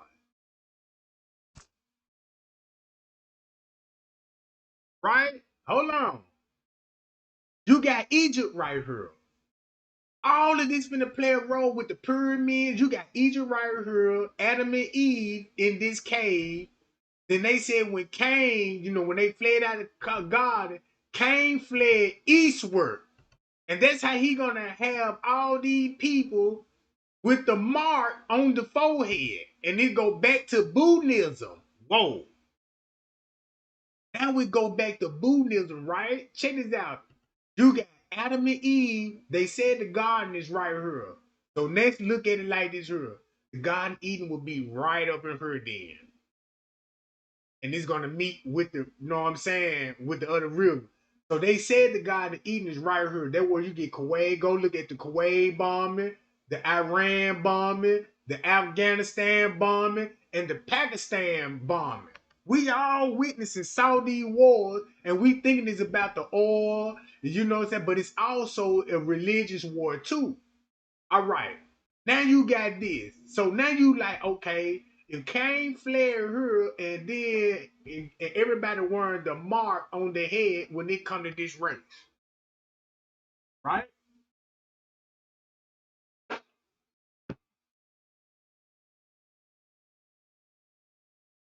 So then let you know if you look down, look at the route, boom. Look who got a problem with it. The Italians, the Spains, the Germans, you know what I'm saying? Look at all these people, got a problem with this. And all these people from the presidents, every president came from one of these. One, they either came from Ireland, New Kingdom, Germany, France, Italy, Rome, Australia. You know what I'm talking about? Some of them weren't even born here. Most of those presidents were immigrants. So boom, they start bombing. Then you got Cain. Then you got the Adam and Eve. And let's go to this, right? Tigris River. Mm-hmm. Hiddekel River. The Hiddekel River is the Tigris River of today, which flows just east of the Euphrates River before emptying into it. Lat. 31.004983. Long. 47.441551. Euphrates River. The Euphrates River is properly named and flows just west of the Tigris River. With the exception of the Pison River, which we were unable to identify, all of these rivers spill into the Euphrates River, which then empties into the Persian Gulf. Genesis 2 verse 10.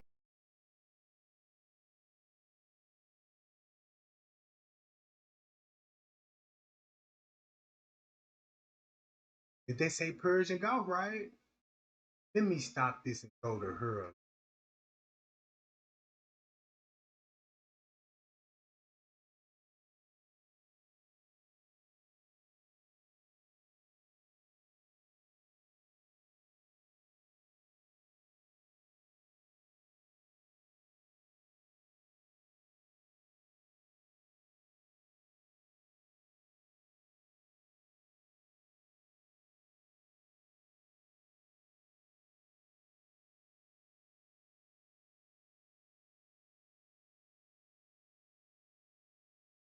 So let's follow Ephraim River. Y'all got time with me? All right. This is what I'm finna get to. Look, boom. Now they said this where you could trace this back to the Garden of Eden. Once you go back, right? Look, watch this. See that?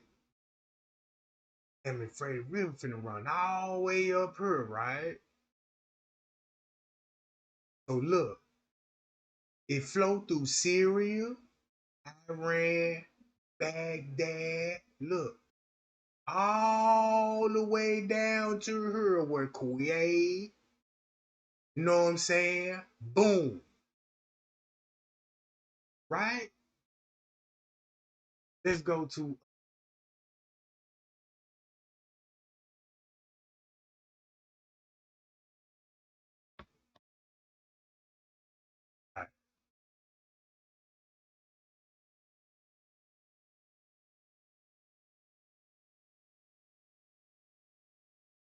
And this right here.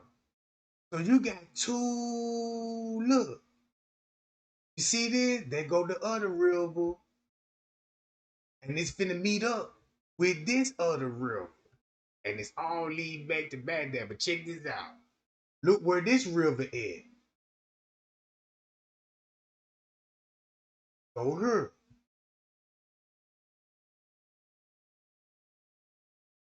Good dude.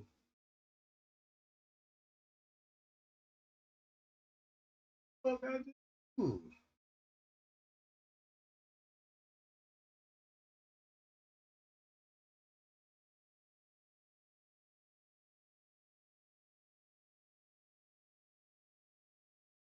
Right here. Here we go. All right. That's the tightest river. All right, hold on. Where I need to go to?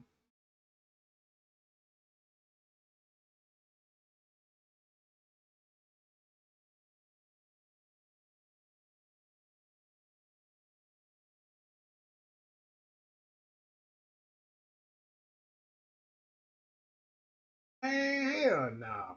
They say nothing about.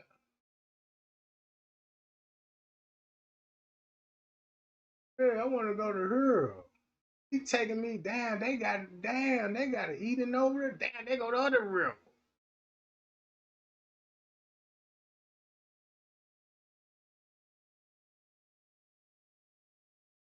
Now let's watch this river. Watch this, y'all. Oh, wait a minute, bro.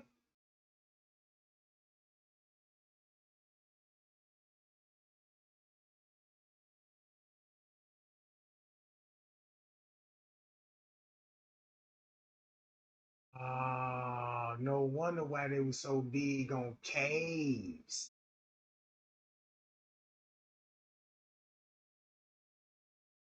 Now I do remember the picture water.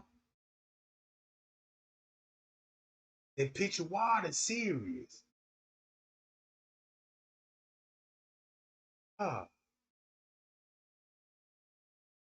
look,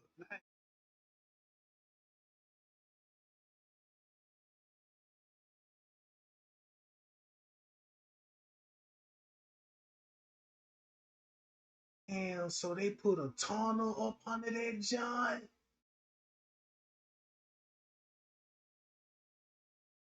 So you mean to tell me that junk connected to Solomon Pool? Is that Solomon Pool? See that? Oh, wait a minute.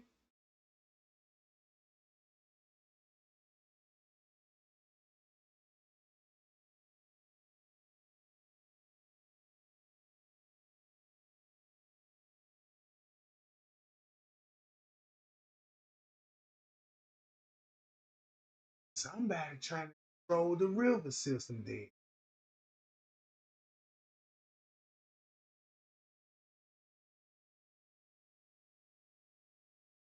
Oh, wait a minute.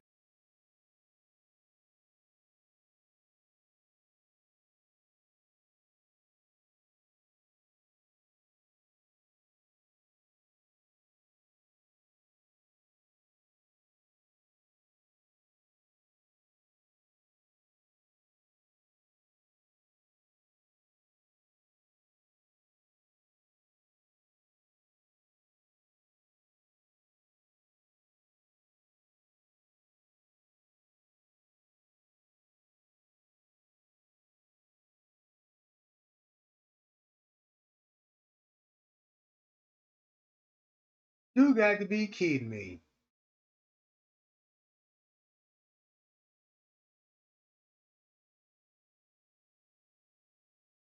You got to be kidding me, bro. I know where to go to find that job.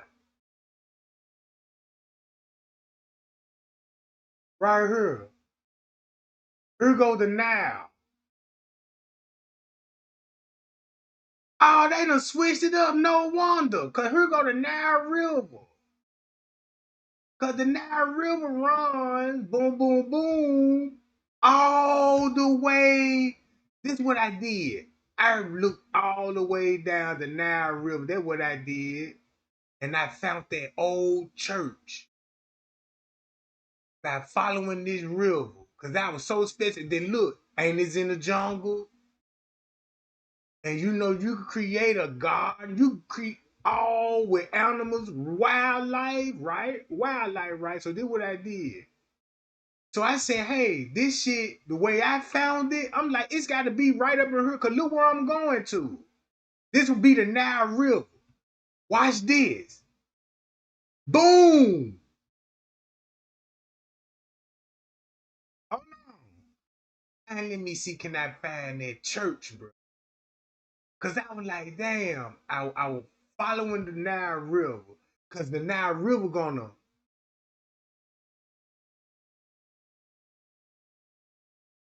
Hold on, y'all. Damn, I lost the mo. Damn, I lost the John. That fast. Oh, that ain't it. It's so many rivers. Hold on, this is. It's the road. It's the road. Damn, I lost the river that fast. I gotta go back up top. I gotta start from all the way to right here. Boom, go all the way down.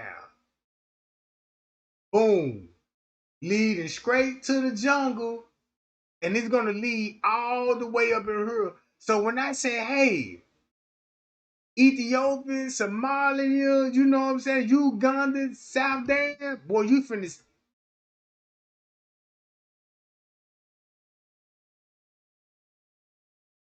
Mm.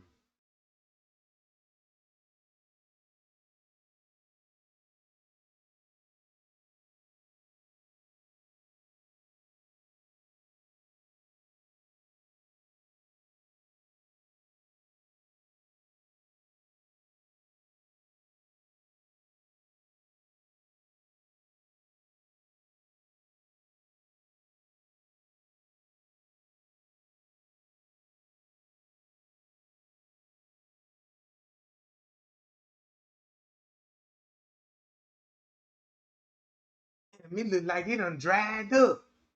And that's probably why they got the tunnel, because this jump supposed to be going, it's located.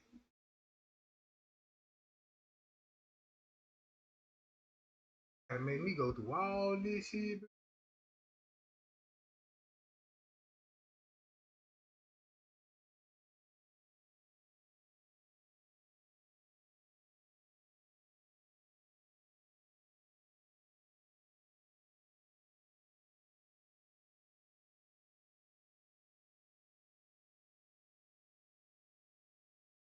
Man, me, bro. Damn. It's supposed to be two riverbeds on this side and two on this side, because both of these gonna meet up. But this river gonna be boom.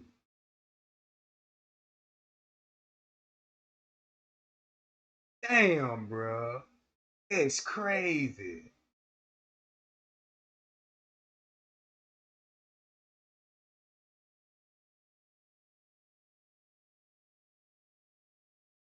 Where was the land of Nod?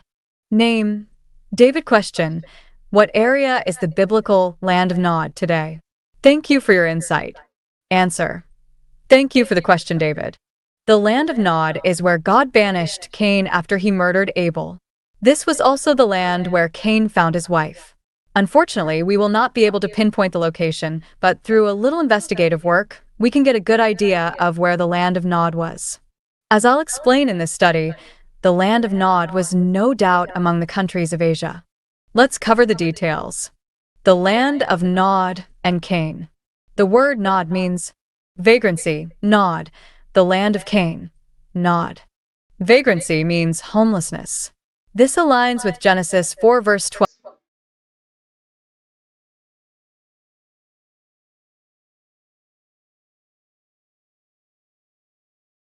Watch this, y'all. Just like what I said. Now we finna spill tea. Let's go to Cain In and the Abel. biblical book of Genesis, Cain, A, and Abel, B, are the first two sons of Adam and Eve. One Cain, the firstborn, was a farmer, and his brother Abel was a shepherd. The brothers made sacrifices, each from his own fields, to God. God had regard for Abel's offering, but had no regard for Cain's. Cain killed Abel, and God considered it murder, cursing Cain and sentencing him to a life of transience. Cain then dwelt in the land of Nod, wandering, where he built a city and fathered the line of descendants beginning with Enoch. Thus, Cain was the first person born, and Abel the first to die. The New Testament epistle to the Hebrews interprets Abel's sacrifice as more acceptable than Cain's because it was offered in faith, earning Abel the approval of God. In the Quran, Cain and Abel are known as Kabil, Arabic, Abil and Habil, Habi, respectively. Donate, create account, log. A New Testament epistle to the Hebrews interprets Abel's sacrifice as more acceptable than Cain's because it was offered in faith, earning Abel the approval of God.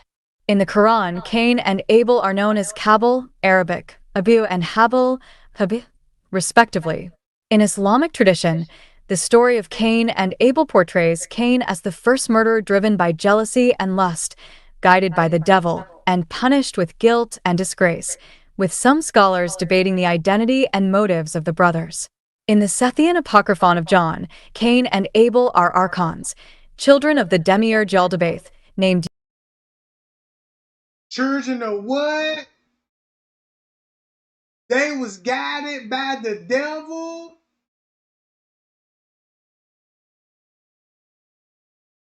Cain and there were archons. What's that? It means both of them was rulers.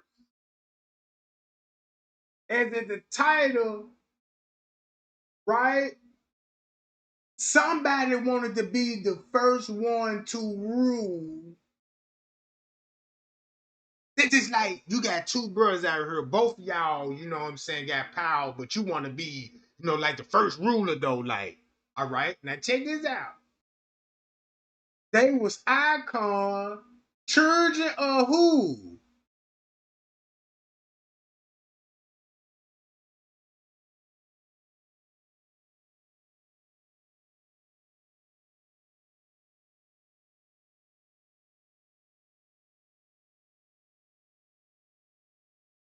On your head, serpent.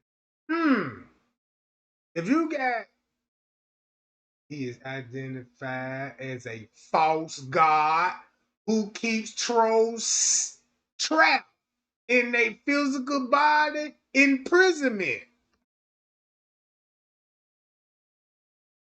Name Yahweh. Oh yeah, what's God? Yeah, Yahweh. The God that we praise, and you know what I'm saying? Yeah, you know what I'm talking about. Look, and Elohim. So Yahweh, Elohim, caused it Cain and Abel to deceive. Ain't that something right there? So would Trey Gang would sound crazy if like, what if Lucifer did come down and created Adam and Eve?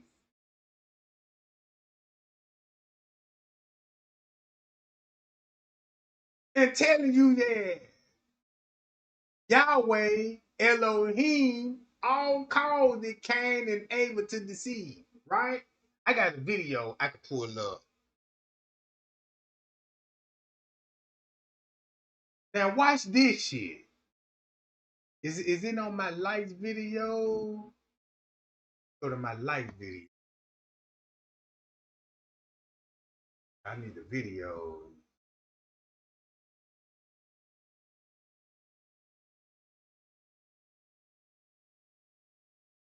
All the way.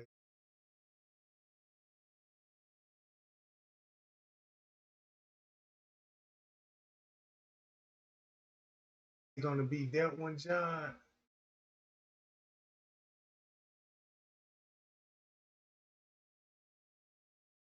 Yeah, it's gonna be that, y'all. Watch this, y'all.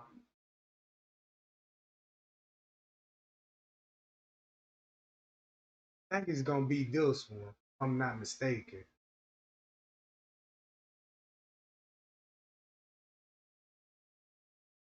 I know I need to go to Jordan Maxwell. Being erected like a prison around us even as we speak. And the capstone, and you ought to take a look at the Great Seal of the United States to get a feel for this. The capstone of the New World Order, of the building that they're creating, is actually Lucifer himself.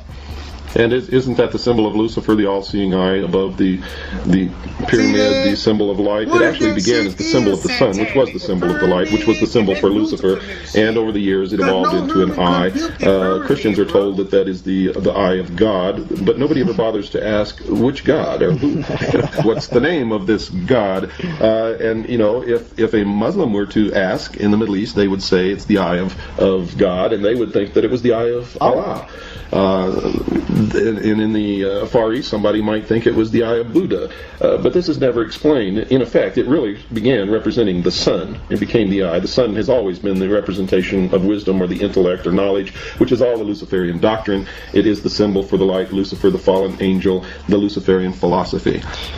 These are facts. This is just the way it is. I'm holding in my hand this very moment an official Masonic medallion that is handed out to many Masons as a gift, especially at Enter the Princess. At the very top, and taking up the main position in this medallion, is the all-seeing eye. And this eye is, just as Bill Cooper has said, a combination of the eye of quote-unquote God, and I stress that quote-unquote more than any other, and also it is the sun. It is a symbol of...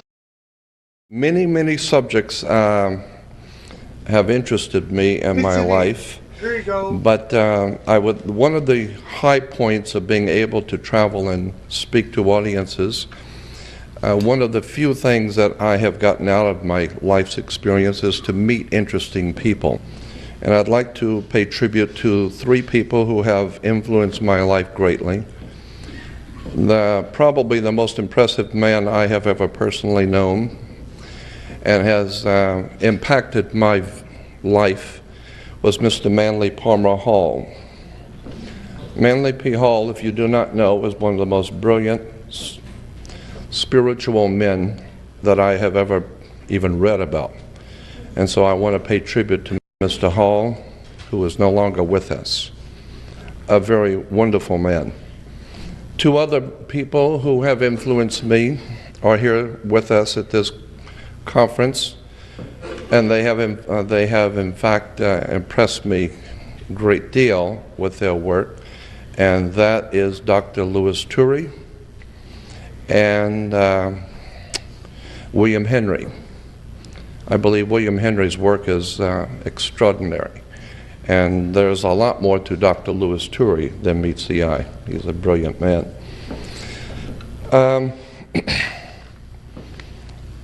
Unfortunately, so many times that people in this country, especially in Western civilization, they use the term that America is a land of law. This is a country that's based on law. In point of fact, there's nothing could be further from the truth. The entire world is not based on law. The entire world is based on power, period. Money, political power, and political power is corrupted, and when you concentrate political power, it becomes very corrupt. What we have today in this country is something called consensus reality. Consensus reality is a word you need to think about. We don't have laws in America, we have consensus reality, meaning that the reality that we live by each day we believe to be the law. In point of fact, it is not the law. Too many people have accepted things that they've been told. They haven't done their homework. They don't read. Americans are one of the most illiterate people in the world. They don't read. The problem with America is that 99% of everything that we know isn't true.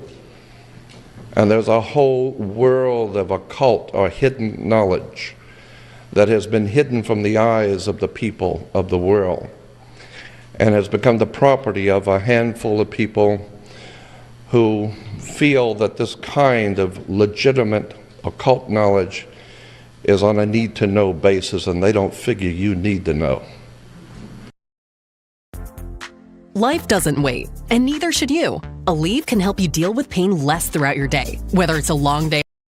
So consequently, and I understand that thinking, but I would suggest that you think about the principle that if you... Hey, man, you know Joy Maxwell was breaking this shit down, and I would listen to this shit long time ago. I've been hip to him because that what made it so interesting. I'm like, damn, he breaking the Bible down, and it kind of makes sense. But once you go to the map and listen, and then when you follow Adam and Eve, Cain's story, you gotta go to Gilgamesh. Then this shit finna all go back to Freemasonry, right? Harry Bill, the widow's son, the characters. Look, right here, I got all this shit pulled up. You finna see like, damn, guess what all this happening at in Israel?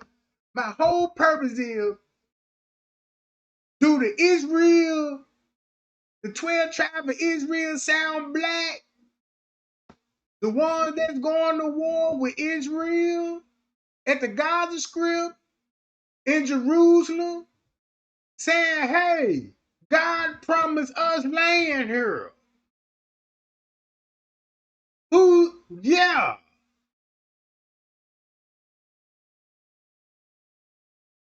I don't see no Africans talking about we the 12 tribes of Israel and we going over here and we finna take over Israel. Guess who God said they were gonna promise the land? Shit, that's easy.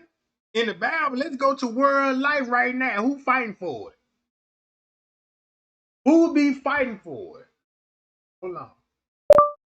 Israel war. Look. Israel army striking the bill in Giza. Shit, look who all in the news. You got Donald Trump and the Iranian. Sound like the 12 tribes ain't lost. Sound like they in the politics all on the camera. Right in plain sight. Look. To read this. This was just one day ago. President Trump is continuing negotiations with Iran. At the same time, he's making plans for war. The U.S. Special Envoy arrives in Jerusalem today. He's expected to meet with the Iranian leaders later this week. CBN Middle East correspondent Julie Stahl has more. President Trump is urging Iran to abandon its nuclear program and make a deal.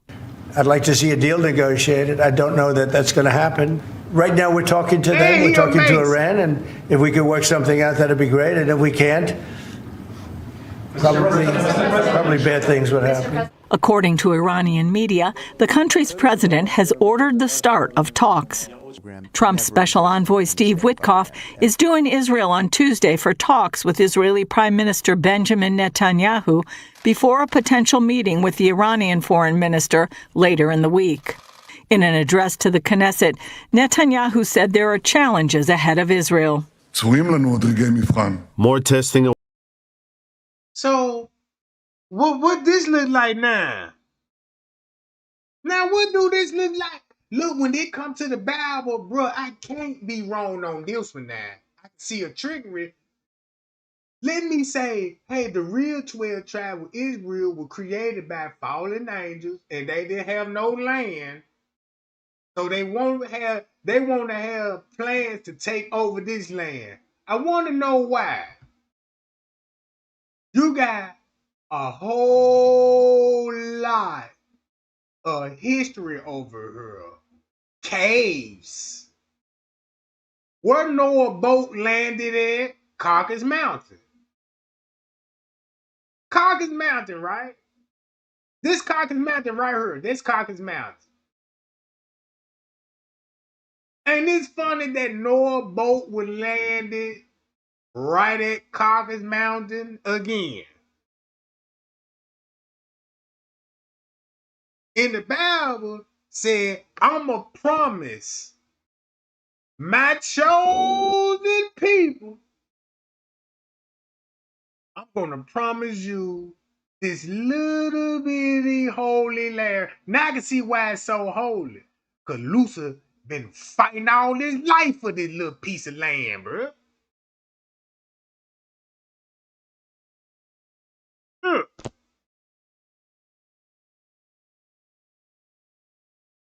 It would make so much sense why they got pyramids, Iran. Hold on. Hold up.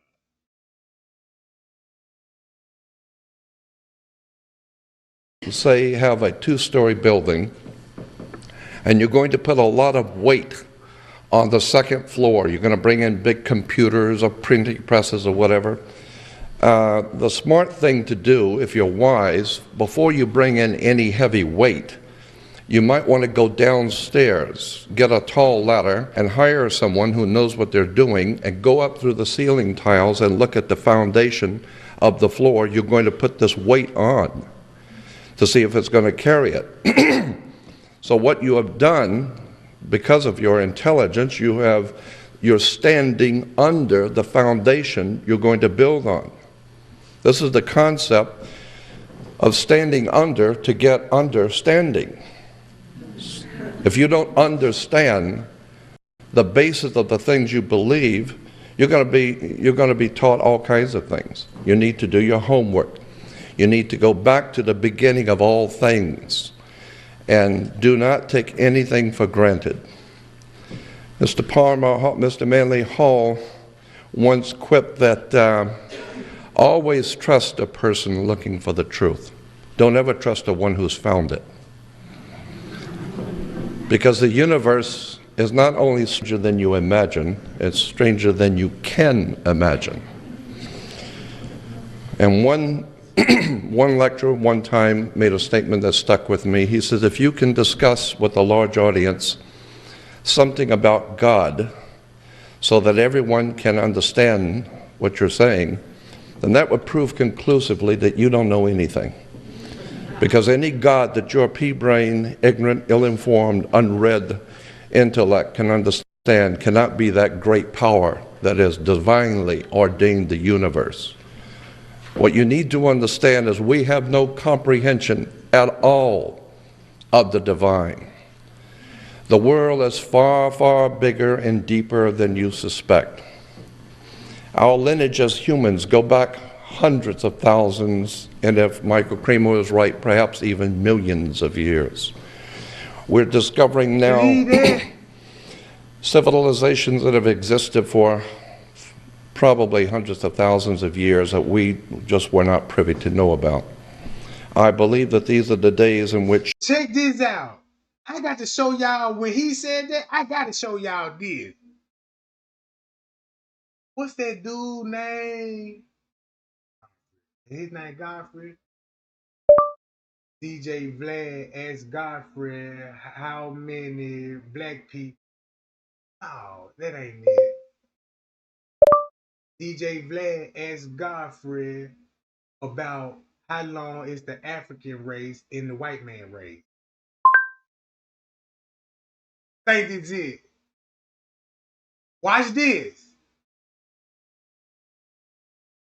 Which one it is? It's a short. I seen that on the short. Hold on, wait a minute. It might be this. We're Phoenix Energy, a family-owned oil company focused on unleashing American oil from North Dakota and Montana. There are not just Nation of Islam Muslims. What about the... Assalamu alaikum. You don't need to work harder. You need a halal business model that works hard. Fucking correctly. Look up how old African people are. And then look up how old Europeans are. Now check this out. Would be accurate? Man, I got my hands up just like he got his hands up, right? When Trey Gang say, hey, it was people already was here before Adam and Eve. There could have been here millions of years. But some particular race. Watch this. Check this out. Let's do that. Hey, do me this favor, man, because we're doing this fucking correctly. Look up how old African people are, and then look up how old Europeans are. Let's do that. This is Google. It's not, Google wasn't made by a black person, so no one can say shit to us. So Africans are around 7 million years old. how old are Europeans? We're 7 million years old. All right? Happy birthday, African. I don't know what day it was on, but how old are Europeans? The genetic lineage of Europe mysteriously transformed about 4,500 years ago. Are you fucking kidding me? Okay, hold on. You're 4,500 years old. Wait, how old? And we 7 million. Well, African civilization was 3150 BC. I think this is a more complicated question. So the oldest civilization is from Southern Africa, the San people from Southern Africa. The San people that look Asian, yes. The San people, that's where everybody's traced from. You can see the documentary, The Journey of Man, where this white guy, who's a geneticist, proved that. The Journey of Man, it's on YouTube. They even have a book. This white dude went out, so you guys will believe it. Blonde-haired white guy wanted to find out the origin of everyone, and they trace it back to those San people who are from South Africa, who have Asiatic faces. That is where Asian people have their faces from. The Asian look is African. It is not from China. It's from Africa. There are African tribes that have Asiatic faces. That's where. And why would a coincidence that when he said that, bro, look, when I showed words there,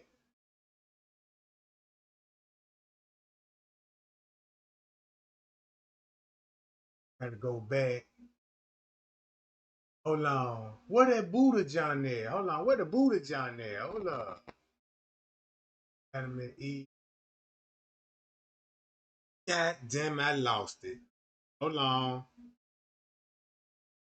Yo, it ain't. I gotta be this. Gotta be this one.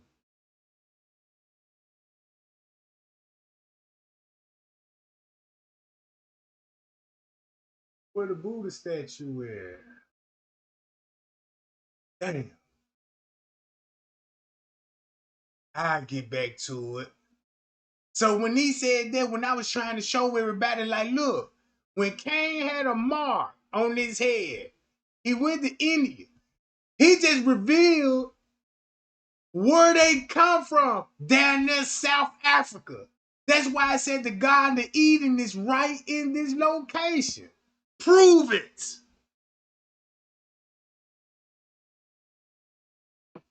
Look.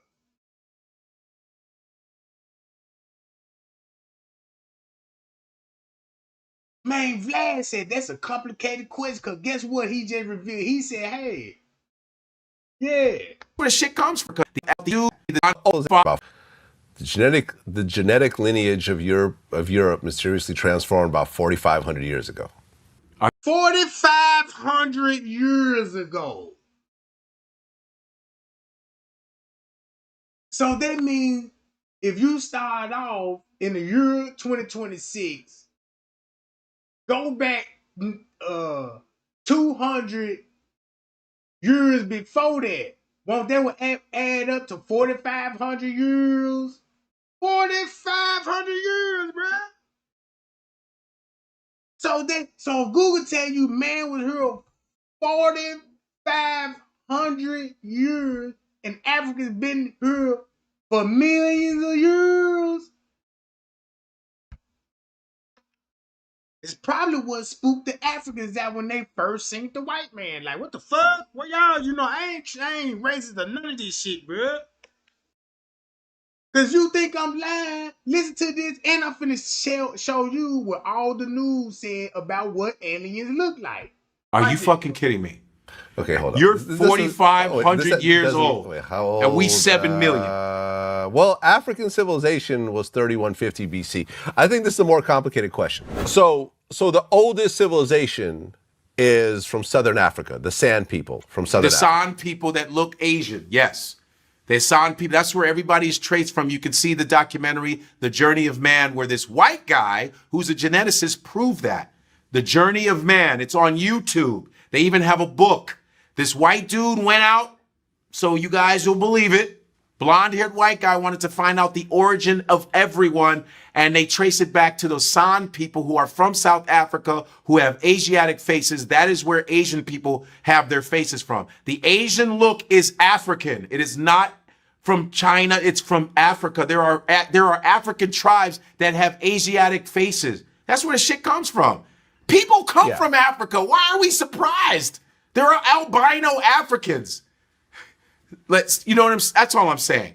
So right, I think I was actually wrong. I think the whole 4.5 million, because I don't think humans were around millions of years ago. We're a couple 100,000 years. We're oldest people. We're the oldest people. Every scientist has been in agreement that Africans were the original humans. Even though they're mad, they go, damn it. Every time they go to Africa, they dig up another bone. Fuck! Right. Fuck! And as those humans, Bill Nye had this really great video kind of describing how vitamin D really plays a role in what your skin pigmentation is. Sure. Right, exactly. And as you go, when you look at a map and you see people that are located away from the equator, they have lighter skin because of vitamin D and the way the sun interacts with it. Common sense. But this is science. Of course, the Nation of Islam has their own theory of it. Which is fine, but here's the thing.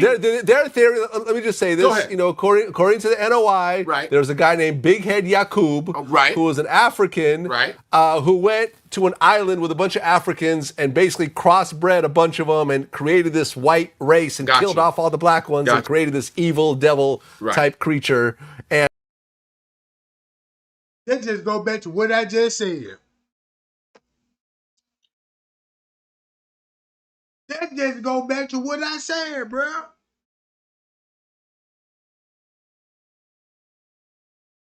That's why in the Bible, as the God that who we thought it was, that's why he said, hey man, y'all, you know what I'm saying? He don't like that.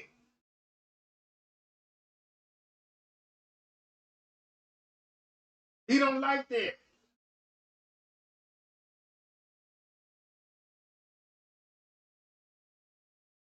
And he lived to 157 years old and so forth. Now, if you want to believe this, there's no one stopping you from believing No one's stopping you from believing. That's cool. I'm not a Nation of Islam guy. I've seen the minister live. I know cats from the Nation of Islam. I take what I want. As a black person experiencing racism, the religion part, I'm not part of that. I don't get into that. I was Episcopalian. I don't believe in that shit. You understand? I don't believe in that either. What I go with is science. I like the science aspect of everything. You understand? There are not just Nation of Islam Muslims. What about the Orthodox? What about the Sunni? There's different sects of Muslims. There's different Jewish people. There's Hasids. You're not Hasidic. Right. There's different levels. Let me just point something out. So let me point something out to you, right? Right. When you look at, for example, black and Jewish tensions in New York, yes, a lot of it you could point to what happened in Crown Heights, right, where a Hasidic Jewish guy ended up hitting a black kid. A Hasidic Jewish ambulance showed up, took the Jewish guy and left the black kid to die, and then riots broke out. Right. But I want to explain something to you guys. Because I lived in Borough Park at one point, which is a Hasidic Jewish neighborhood. Right. It was the only area that I could afford at the time when I was broke as shit. I lived around the Hasidic Jews. Right. What is an SOP? So here's a The Bible calls the days of the meeting out of justice. What goes around comes around. And it's a time in which the powers of the universe are going to enlighten mankind whether they're ready or not. And unfortunately, I don't think there are too many people in the world who are ready for the very near future that's coming. Again, I have always been interested in words, terms, symbols, emblems, because I think that's the way the Spirit communicates with us, is with symbols. The ancient Romans had a saying in their law that said, quote, "Let them who wish to be deceived, Quite simply, the Roman law was, if you're so stupid to want to be deceived, go ahead. If you had any brains at all, you do your homework and take many, many days and hours, the kind of thing that Sir Lawrence Gardner does. Spend a lot of time researching, studying. Then you're going to find out, yes, what we're faced with in this world is consensus reality. It has very little to do with the real truth. The real truth, you better wake up and find out, has been around you all of your life. You just didn't see it. A classic example, a humorous one to start with, a more serious later. I don't know if any of you have ever heard of this. It's been around for a while. Abraham Lincoln was elected to Congress in 1846. John Kennedy was elected to Congress in 1946. Abe Lincoln was elected president in 1860. John Kennedy was elected president in 1960. The names Lincoln and Kennedy both contain 7 letters. Both presidents were particularly concerned with civil rights. Both presidents' wives lost children while living in the White House. Both presidents were shot on a Friday in the head. President Lincoln's secretary was named Miss Kennedy. Kennedy's secretary was named Miss Lincoln. Both were assassinated by Southerners. Both were succeeded by Southerners. Andrew Johnson, who succeeded Lincoln, was born in 1808. Lyndon Johnson, who succeeded Kennedy, was born in 1908. John Wilkes Booth, who assassinated Lincoln, was born in 1839. Lee Harvey Oswald, who assassinated Kennedy, in 1939. Both assassins were known by 3 names, John Wilkes Booth, Lee Harvey Oswald. Both names are comprised of 15 letters. President Lincoln was shot in a theater named Ford. Kennedy was shot in a car named Lincoln, made by Ford. John Wilkes Booth ran to a theater and was caught in a warehouse. Oswald ran from a warehouse and was caught in a theater. Booth and Oswald were both assassinated before they could go to trial. And a week before Lincoln was shot, he was in Monroe, Maryland. A week before Kennedy was shot, he was with Marilyn Monroe.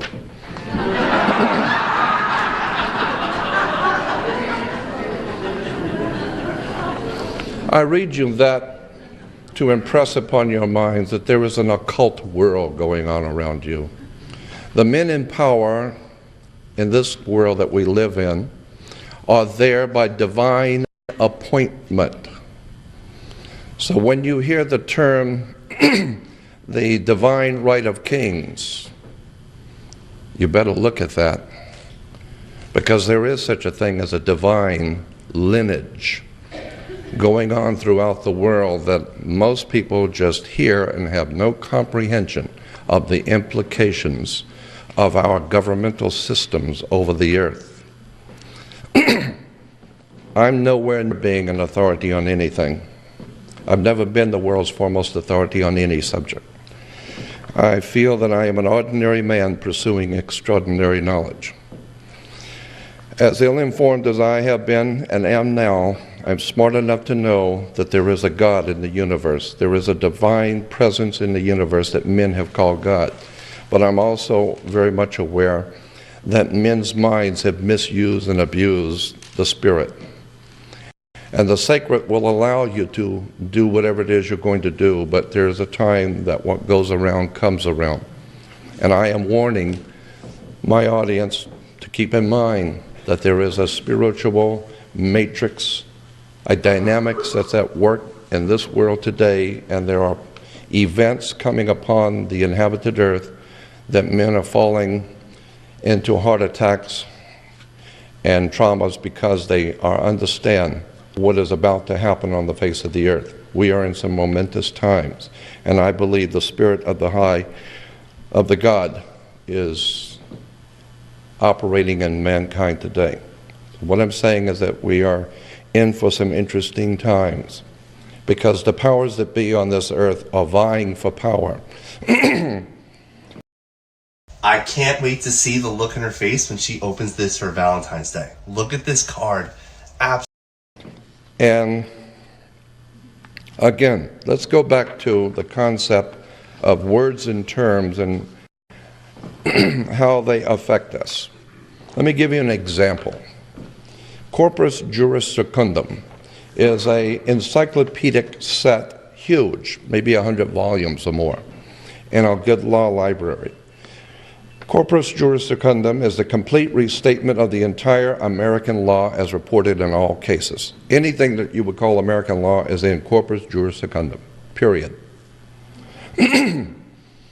Under attorney-client, Corpus Juris Secundum says, under the heading of attorney and client, an attorney has an obligation to the courts and to the government no less significant than his obligation to his clients. Thus, an attorney occupies a dual position that imposes dual obligations. His first duty is to the courts and to the government and not to his client. And whatever duties his client may conflict with those he owes as an officer of the court, the former must yield to the latter. So if you hire an attorney and you don't like what's happening in the court, then you got nothing to say about it, period. A client is one who applies to an attorney or a lawyer or a counselor for advice in the direction of question of law.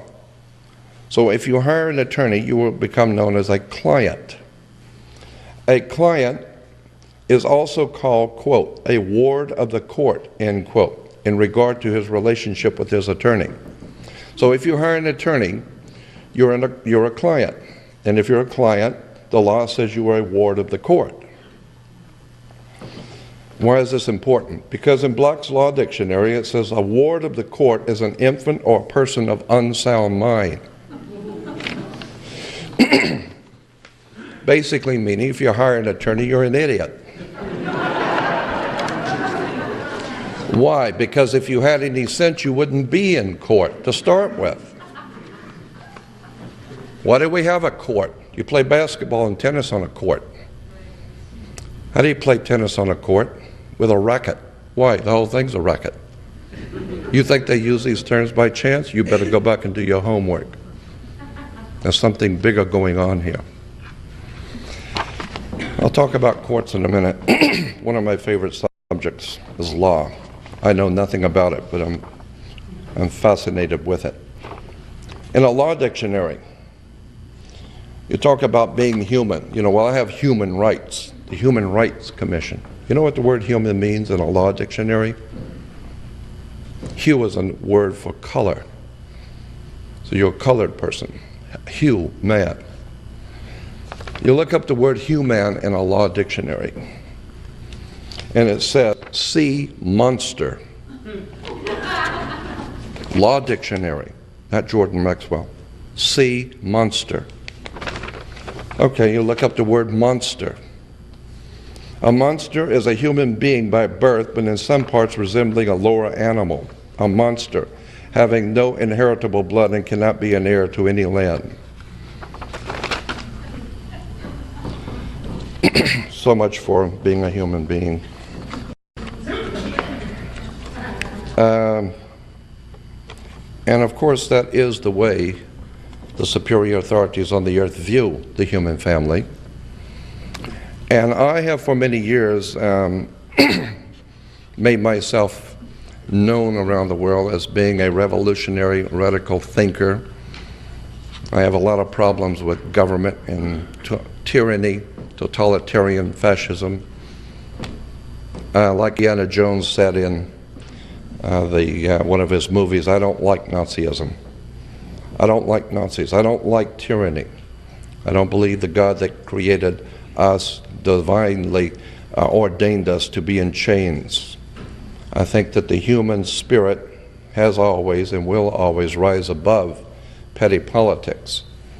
But I also understand I may not agree with necessarily, but I do understand the thinking of powerful men who look upon the masses as nothing but a bunch of sheep. Because in point of fact, too many of us act like that.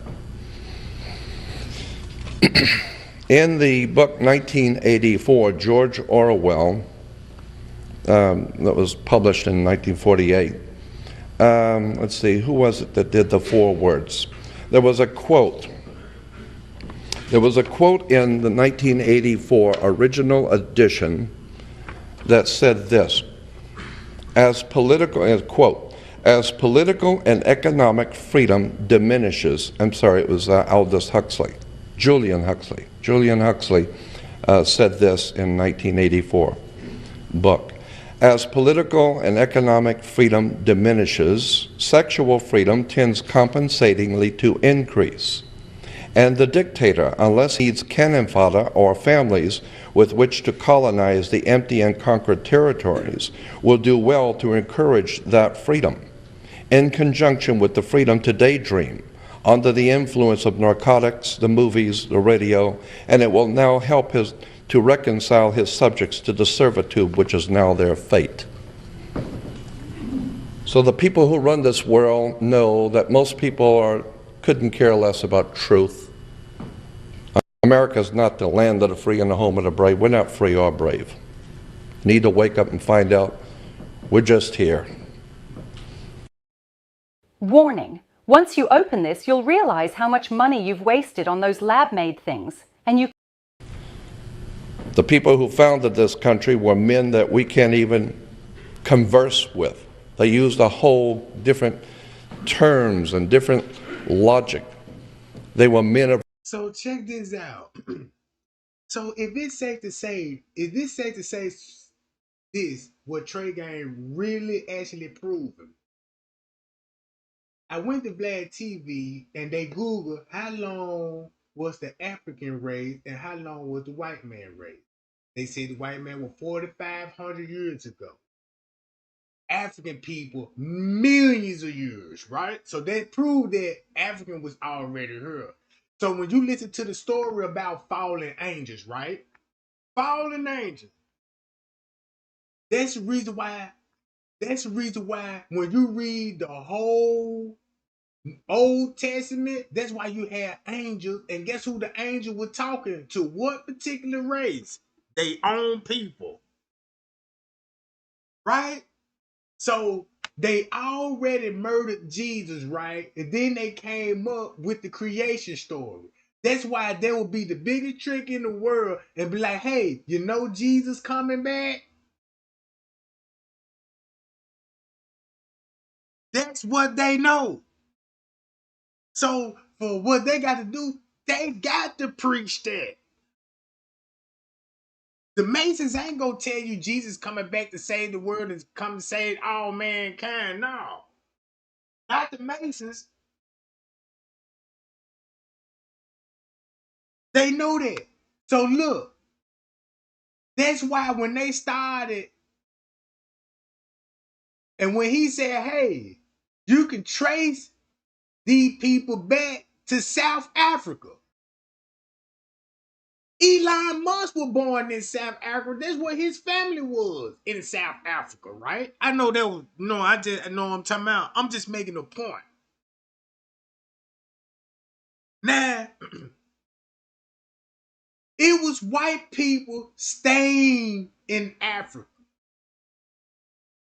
That's why you got all the slave movies from Johannesburg, South Africa, Cape Town, right? This was all your slave movies, especially Roots. Roots come from right here, from this side.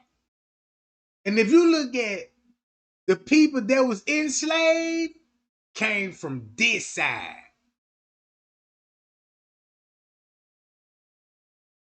Came from this side. This is where you get Shaka Zulu from. South Africa. This is where you get Shaka Zulu from. This is where you get Shaka Zulu from. This is where you get Roots from, right? And you got other slave movies from right here, Cape Town, right?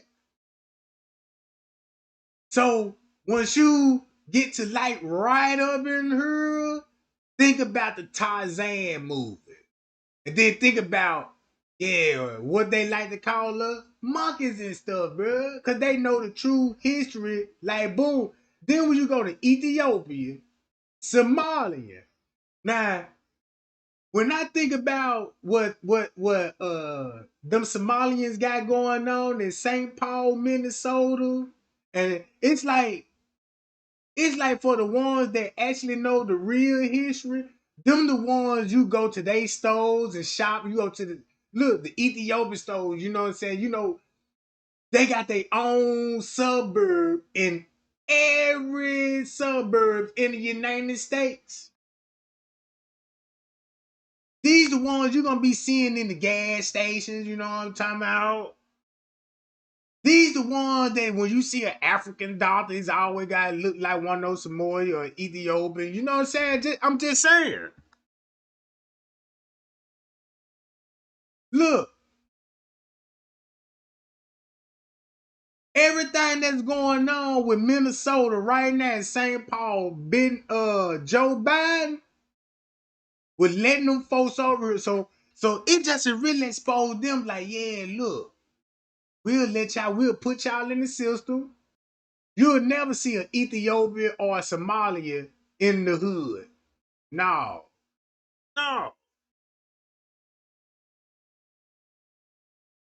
So when it comes to what Trey Gang said, won't it make sense that the devil would be like, hey, he got struck down here. Everybody know how late Satan came like lightning. Like lightning. That's where they get the thunderbolts from. Boom. White people would stand amongst the Africans. That's why you hear stories that like, yeah, you know, the Africans, you know, taught the white man how to cook their food and all this. This is what they said in history, right? They said the African man helped civilize the white man. Right?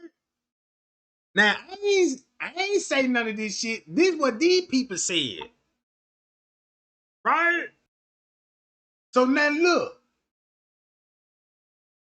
Once you go and follow the route, okay, you got Egypt right here. So it makes sense. You got the Caucasus Mountain right here. That's the Caucasus Mountain right there. Noah boat landed when they tried to make the flood and were unsuccessfully. So what Lucifer did, aka Satan, he already killed Jesus, so he had to rewrite history for his people. And I don't want nobody to look at me different, bro. I don't want nobody to take this offensive. I'm just looking in some things. I could be wrong on her, but this how my mind thinking when I read so much shit about history. All right.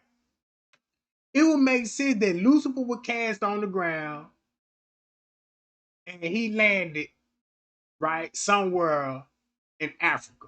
Oh, he could land somewhere here in Egypt. We don't know. They ain't never said where Lucifer landed at. But when he landed it, the first thing he had to do is take out Jesus. Jesus was already here before Lucifer came. Lucifer came down here, bam, bam, bam, killed Jesus. And once he killed Jesus, right, he gonna tell you all about it in the book of Acts. If you take the book of Acts, when they were crucifying Jesus, right over here in Israel, right, where Jesus was crucified, right here in Israel, right. This is where Jesus was murdered at. It would make so much sense that when you already murdered the man, you created your own race. You had to go and fight all of these people land you selling it on. So you try to draw the map out, make this look like this land here big where we come from, but it's actually small as fuck. Then once you go to this shit, I can't make none of this up. Fallen Angel, the Gnostic. That's their names. Hold on. Look.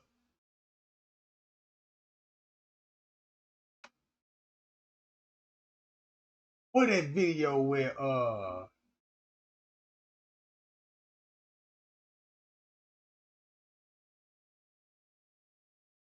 on. And I can't even make this up. Hold on.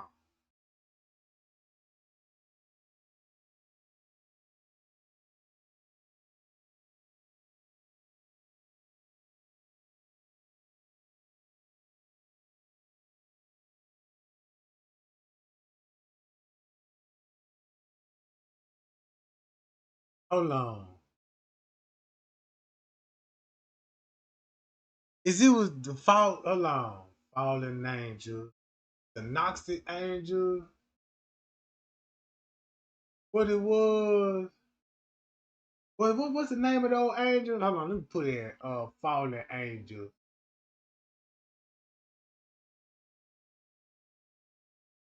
A fallen angel, right? Look who they all depicted out of. Right? Now, what's the name of those angels? Here you go. I'm glad I found this. Watch this. I was site director for Fortune 500 companies for a number of years. I was doing well.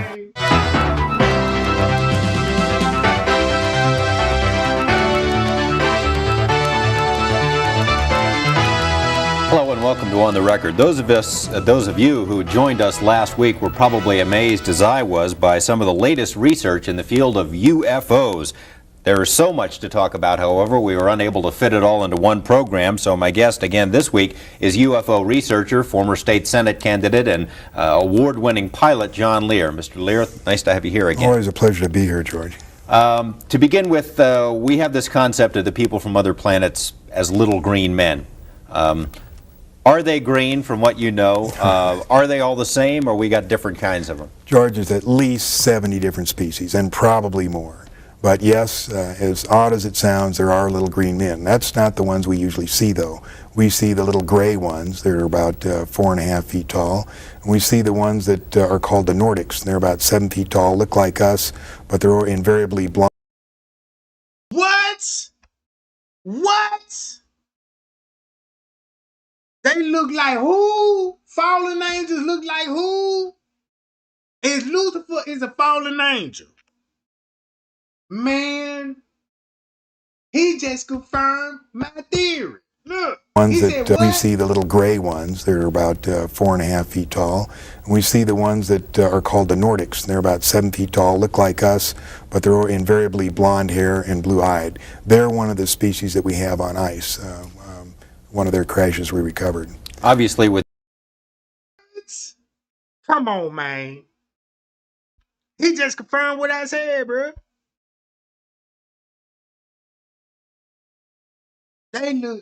They call the Nordics. The Nordics, right? Blonde hair, blue eyes. They told me. Check this out. When you look at the FBI director, what's his name? John Clooney. The Clooney director. Man, that man was tall as fuck. Man, I seen that man in real life, bro. Dude is damn near 7 feet, bro. Hold on. Look. With different species, they have different motives. I mean, are there good aliens and bad aliens? Good aliens and bad aliens, and all kinds of ways and reasons for interacting with us. And what are some of the reasons? Why would they be here? Genetic experiments, trying to. There's a misconception here. People think that our space brothers would bring us, good things and. Yo, Space Brothers, no wonder why he was using that term, bruh. So it's like this is what I feel like. I feel like these people know who they really are, bruh. You know what I'm saying? I believe they know who they really are, and they just ain't going to admit. That's why they keep covering up those alien crashes. You see what I'm saying? That's the only way that a government will cover all. Cause why would you see something strange and everybody would see it, but the government to convince you ain't see no alien, man. You just seen a weather balloon. That's probably what you seen, but you ain't see no aliens. Oh, look.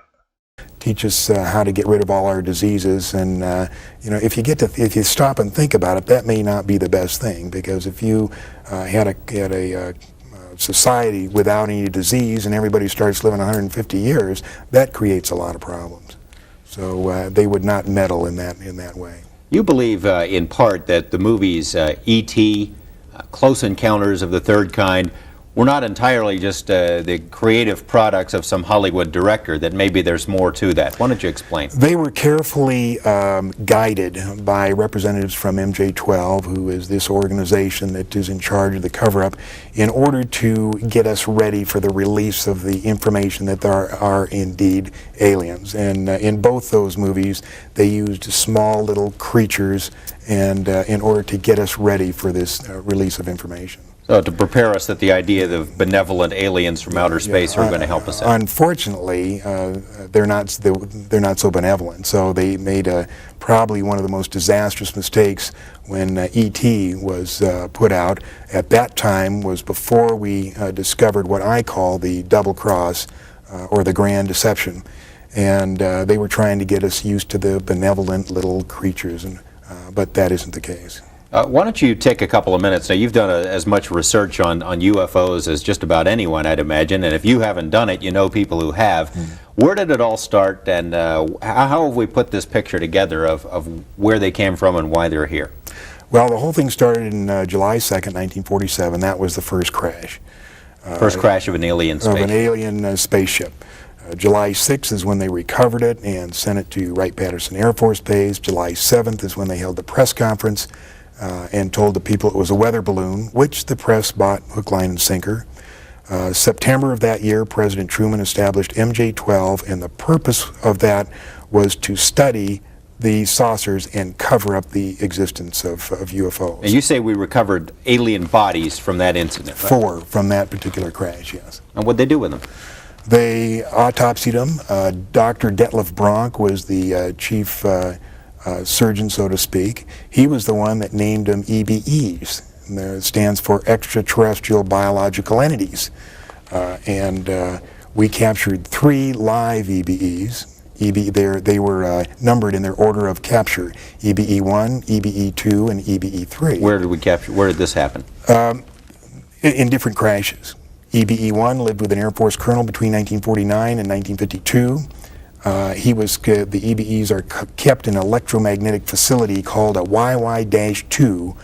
It was designed by a Dr. Eric Wang, who worked directly for Dr. Kissinger, who has been in this cover-up since the very beginning. The reason they had to create an electromagnetic facility is the fact that the EBEs are so advanced, they're at least 500 million years advanced from us, and probably more. They can move by thought. Move by thought. And they can also disappear. But they can't move by thought through electromagnetic facilities. So they built this facility. There was 2, one in Los Alamos and one either at Edwards or up at the test site. At Groom Lake, Nevada. At Groom Lake. Now there's still one EBE still living, EBE-3, and there is a videotape that eventually is going to be released to the public, and it's an interview with him. As hard as that may sound, as hard as that may be to believe, there is a videotape of an interview. So they go back to the Bible. When you look, if the man told you, hey, we got aliens, blonde hair and blue eyes, and he said they look just like his image. So why would Trey Gang would look into this alien? Because I'm into this alien stuff, because I read about it in the Bible. All right, why do? Check this out, right? Hold on. I'll be right back, y'all.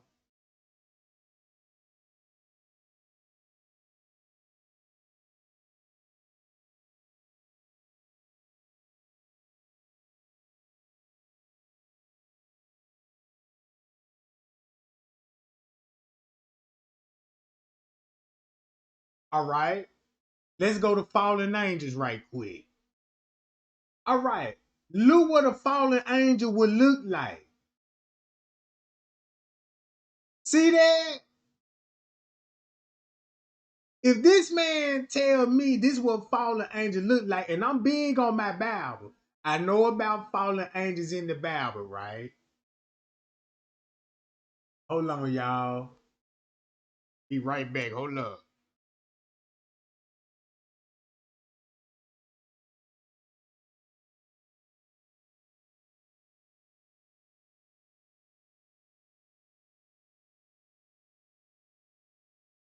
All right, here we go right here. Fallen angels is a fallen angel is a spiritual. Hold on. Fallen angels are a spiritual being who rebelled against God and was cast out of heaven, representing the ongoing struggle between good and evil. Man, bro.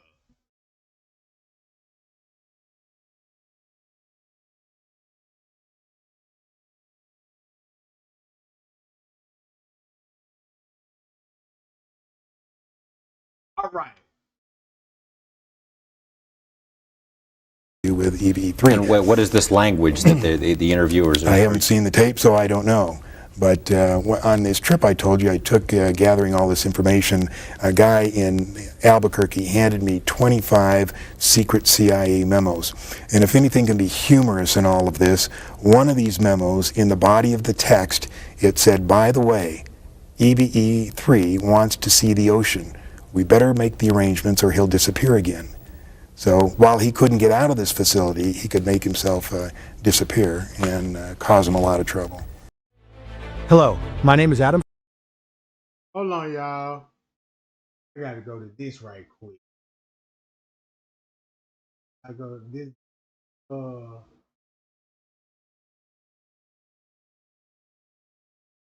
Check this out. All right, right here. Fallen angels. Let's see what the Bible said about fallen angels in the book of Genesis, Revelation. If you read the book of Acts and then read the Revelation and then read the book of Genesis after that, they killed Jesus, bro. And then they want you to start off. Look, Job, again, it was a day when the sons of God came to the presence themselves before the Lord, and Satan alone amongst with them presented himself before the Lord. Now you got they roaming the earth in Genesis.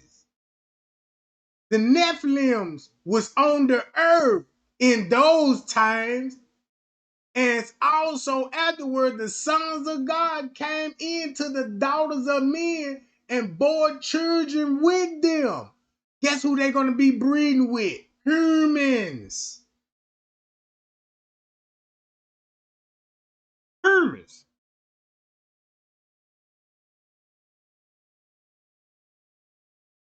So if when they murdered Jesus, now you see what the fallen angel was doing.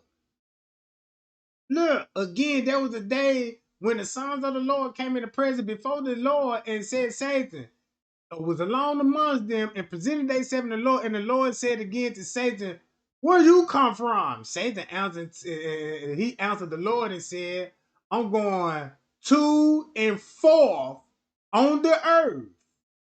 And from the walking up and down on it, the Lord said to Satan, have you considered my servant Job? There's none like him on the earth. Now, go look at Job. Go look who these angels were talking to. Was they were talking to black people, the 12 tribes of Israel? Was that, let me rephrase that. Was the fallen angel were talking to black people in this book?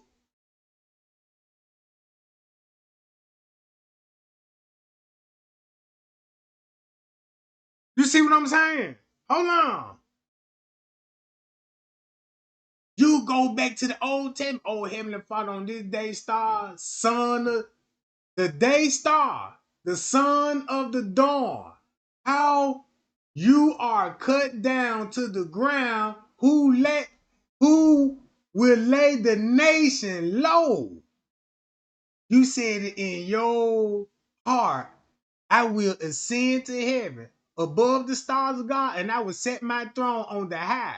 I will sit it on a mountain assembly in the far reaches of the north. I will ascend above the heights of the cloud, and I will make thyself like the mighty high. All right, hold on. I'm Ferrari, and I'm the CEO of Phoenix Energy. I look forward to you joining us at our next. Now, can they exist among us? Is that what you're saying, or do they have to have this special environment? They have special environment, special air. It's my understanding they can only last about 20 minutes in this air. You were saying also these gray ones are the ones that we see most of the time, and you said that most of that there are a lot of different motives for them being here. The gray ones, what kind of a deal we got going with them? Is that the bunch that you suggest we've made a deal with? For military technology? Well, I think we made a deal with them, and their ultimate, what they want to do is regenerate their own race. Now, apparently, they've either had some kind of nuclear accident, or they're on the backside of a evolutionary genetic curve, and they're going downhill instead of uphill. In other words, in the autopsies, of which I have 2, we found out that their digestive system is atrophied. They can't eat through their mouth anymore. You know how they eat? Well, these cattle mutilations, they take the hormones and the enzymes from those cattle and they spread it on their skin. And their skin absorbs the nutrients and then excretes the waste back through their skin. And if you read Whitley Strieber's book or listen to him talk, he talks about when he's seen them doing this to their skin, and they're scraping the waste off. Now, these cattle mutilations, there's been a film made about that, and perhaps in a couple of minutes we can take a look at some excerpts of that. Yeah, Strange Harvest was a good one, but they eat cows. I seen the documentary about that. They say it was angels came down here with aliens and they mutilated the cows. Right? So it makes sense why the cow will be on the menu. Hamburgers, with spaghetti, meatloaf, all that old stuff, right? Hold up. Check this shit. Another thing that happened here on March 4th, there was a documentary released on the best UFO photos that have been taken so far, including 1 minute and 38 seconds of videotape. What? Now, what happened is in November, this guy took these photos, took it into the TV station. They thought it was great, but nobody would believe it. So they spent 3 months checking the validity of the, authenticating the videotape and checking out the credibility of the witness. And when they had it all down, they put out this documentary, 30 minutes. I mean, it's ironclad. They're here. But do you think it got on the network? No, it was just showed locally in Pensacola. We have some of that, and perhaps when we come back, we can take a look at it. So stay with us for more of On the Record. Does your home desperately need a facelift? Well, if you can paint a wall, you can completely transform it, just like this.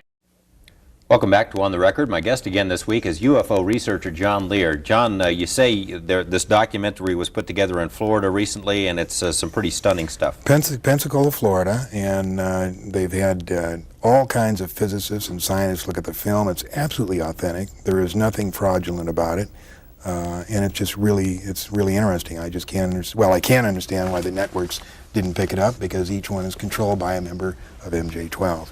That's quite a claim, but we're going to take a look at the film now and see if it's worth suppressing.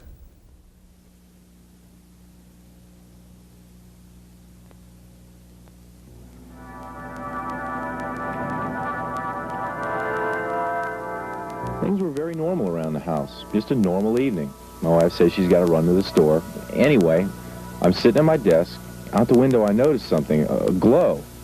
I got up and walked around outside and looked. It just didn't look like a helicopter or an airplane. I realized that it was not something normal. I thought I'd call in the police, and I said, well, I better take a picture first. I had no feelings I was going to be, hurt or anything. Man, now I see why Moses and them that's why them folk was sacrificing the cow, bro. Y'all remember the golden cow? That's all it is. 4 shots and ran out of film, and again in my mind, take some more pictures. I ran back in, took the last package of Polaroid film out, opened up and crammed it in there, because the thing's flying around out there, get it quick. It either saw me or whatever, because it started coming. It altered its course. It started coming my direction.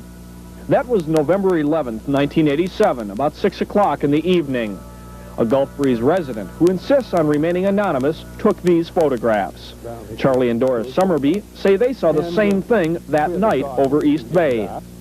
And suddenly, Dory said, "Look, what's that, Charlie?" "How be bad?" "There were portholes. We saw portholes of light coming out of the portholes." And over the next 3 months, many more pictures would be taken.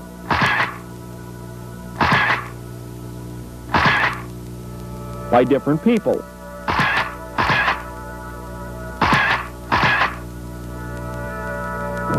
And videotapes, too. And I feel that there's absolutely no sign of a hoax, that the photographs are genuine, that the witnesses are telling the truth, and that this presents probably the best, without any doubt, the best photographic evidence in 40 years of UFO investigations. You know what? That make a whole lot of sense now when you said that. Is the cow evil? That's on our menu and we eating it.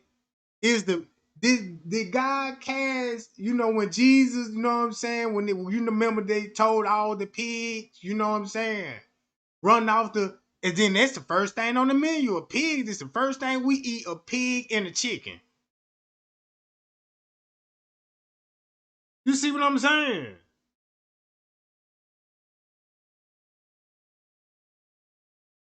So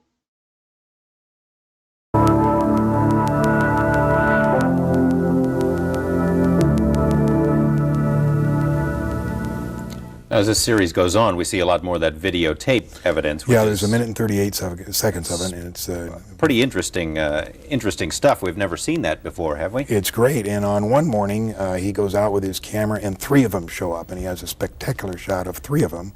And on one of the shots, they tip the saucer so that they can see up in the inside in the bright glowing ring of however it's powered. Take it that's not a weather balloon. The government wouldn't contend it's a weather balloon. No, that's for sure. How does the government explain this, or has anyone ever put the question to them? Nobody's put the question to them because they've still got their stock response is the Air Force quit investigating UFOs in 1969. What do you suppose that bunch wanted? They knew pictures were being taken of them. Why were they hanging around there? It's got something to do with what's going on now, and I can't even fathom what's going on. But it shouldn't be too long before we find out. A lot of stuff has happened in the interim between July 1947 and that incident we just saw. You were going to bring us up to date on. I was going to tell you that a lot of. But you want to know one thing I want to know, since I want to talk about the blonde hair and blue eye angels, the one they got on ice. The one they said they look like him. That's what I want to know what I'm saying.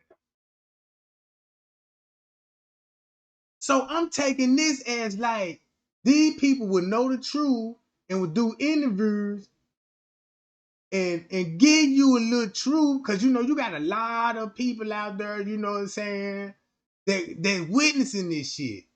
But you could bring him on that jump, just be like, yeah, man, y'all know about the little green men and the gray men.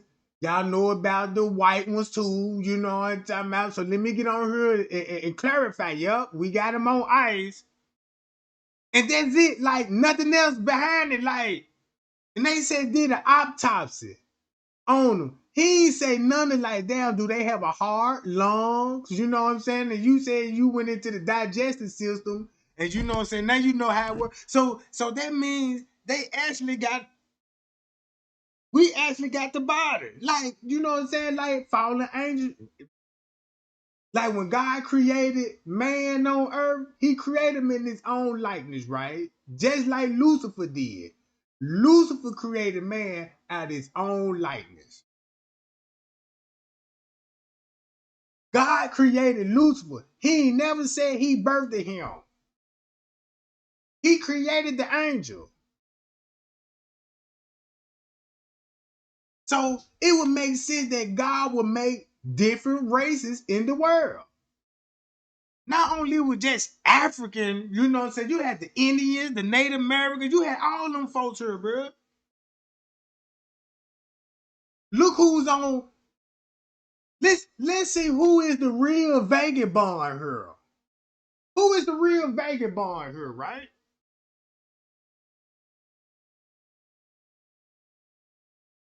Not trying to. If you look at who's the real vagabond, then it say that God said in the Bible, man, these man's gonna be wandering all over the world.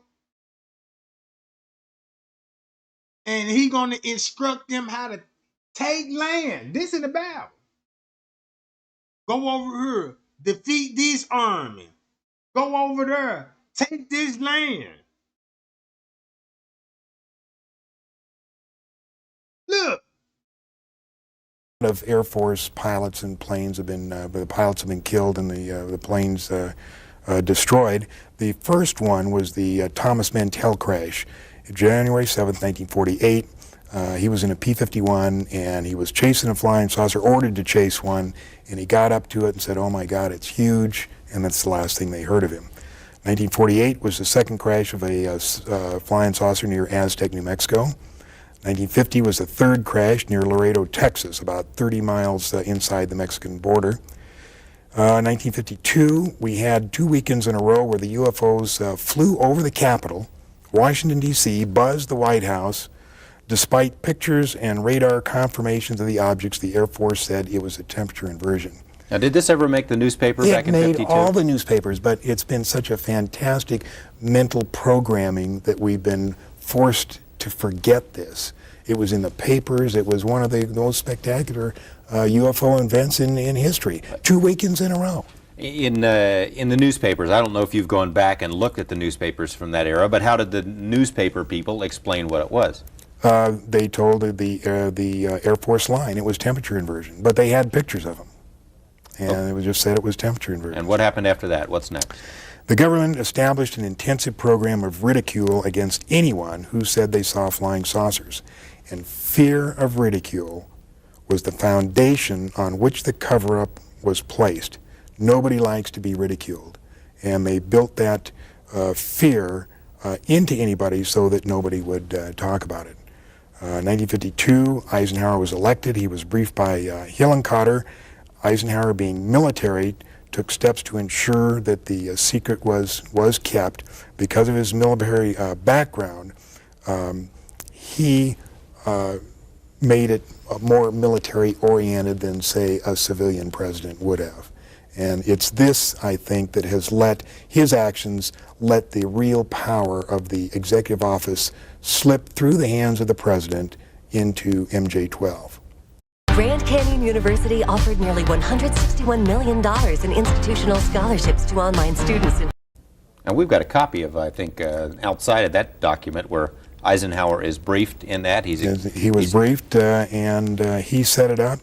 And interesting thing, in late 53 or early 54, Eisenhower witnessed an alien demonstration of technology and power at Muroc Dry Lake, which is now called Edwards Air Force Base. How do you know that? How did you get that? We have witnesses who were there. Who say the president was there seeing? The president was there. There's an English guy. He passed away. He either passed away just recently, but before he did, he was the last living person who was present at that meeting. And he said that Eisenhower told the aliens that the world was not ready for him. And nothing happened until the first part of the 60s. Several more crashed in the 50s. In 1960, Kennedy was elected. Eisenhower was the last president to have a full briefing on the alien problem. There was a disdain of elected officials throughout the intelligence and military communities.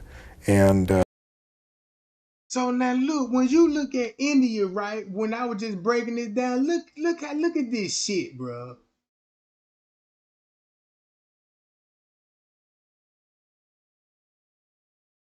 So it's safe for me to believe this.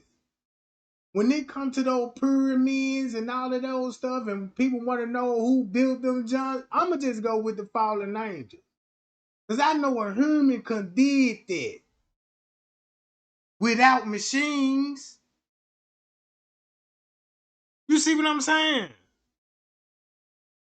Now look, this what Cain would be. Look, check this out. Some point of time, Cain was in here. That's why everybody got the mark on their head in this religion, right? Look at this shit, bro.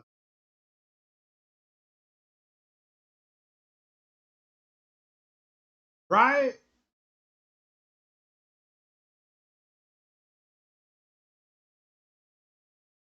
Hold up.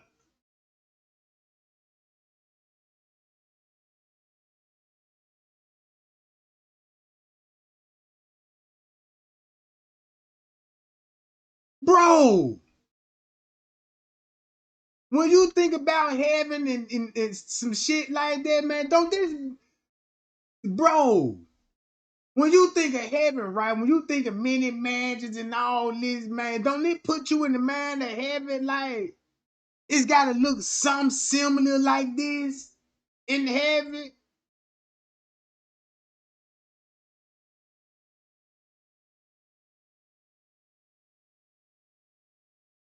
All right.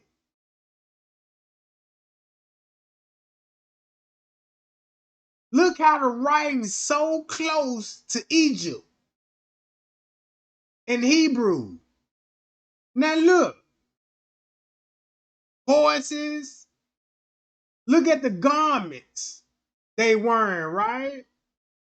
Look.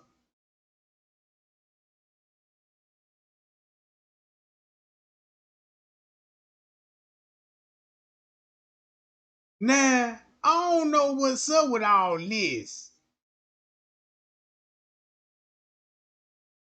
I gotta look more into that. All right, boom.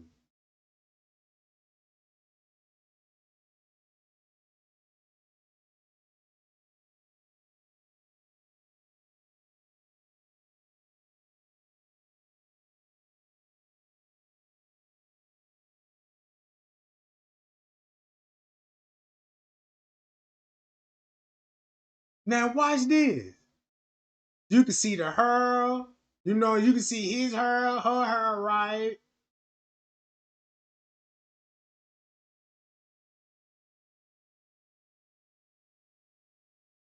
Look at all they little idols. You know how in their Bible they have their little idols, they little urn statues, or they little wood carvings and all this, and praising to these people. Ask me Teresa. She know. She know what she was doing. She know what she was doing when she posted this. Look, right? She know where I'm finna go with this shit, right? Look, when they said, yeah, look how they depicted God. All right.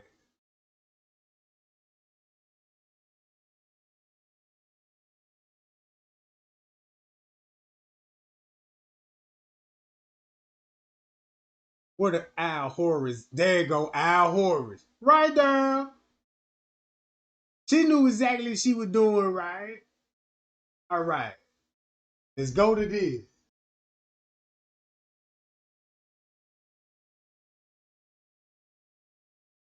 They go to Illuminati sign right there, right? You know how they be throwing that sign up and put it over one eye and stuff? You know that Illuminati stuff?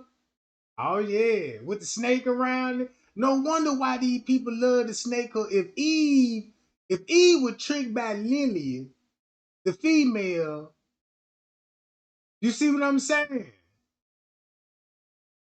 And Cain know this, and he got the mark of the beast. Why do that go together?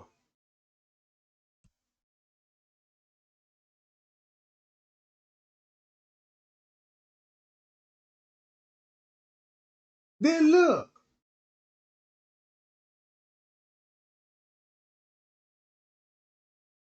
These the same people I be seeing, you know what I'm saying, by their little phones and shit, you know what I'm saying? Man, these people that y'all know those calls y'all be getting sometime, be like, yeah, I called you for FL and I was trying to get you approve. I'm like, what the hell? Look. So that's why you get in the statue those blue people. Y'all know they gonna have, you know, it's like Ignu them. What's that other one name? I'm gonna go to it. That's the female right there, right? All right. With the little kids. That's why they love to walk on fire. A wedding is the most expensive personal ritual an adult Hindu overtake their life. All right.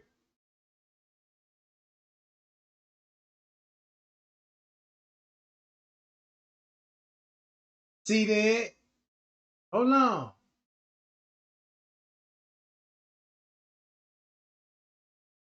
Look at this.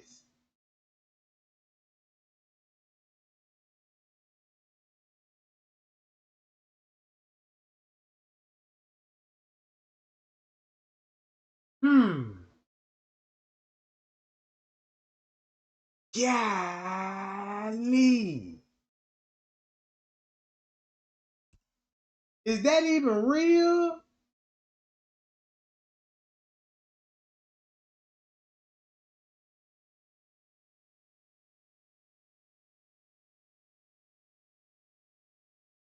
In Utah, United States.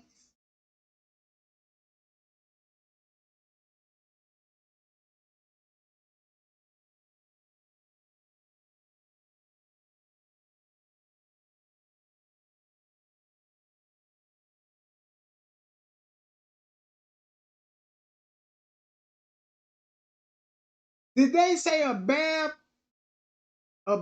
place for the pilgrims?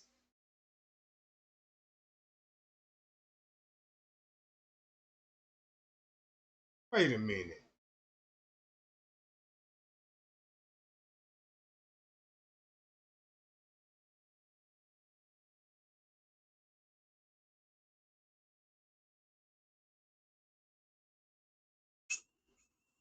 Got it.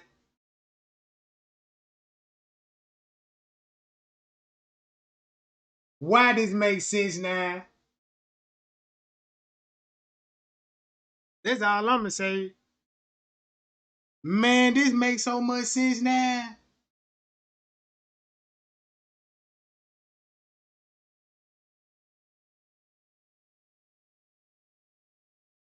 Guess who I traced it back to?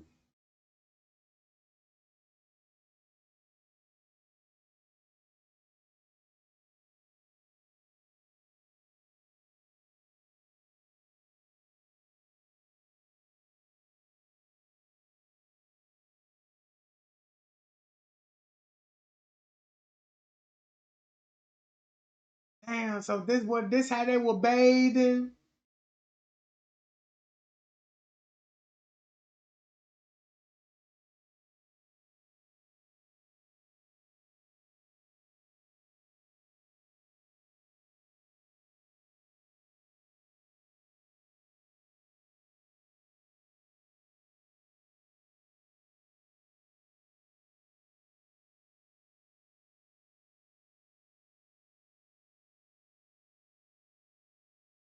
They go to Pitchfork, Snake.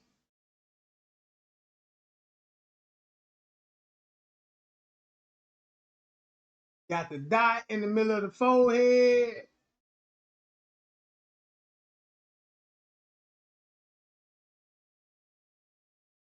That's how they eat like. Oh man, bruh.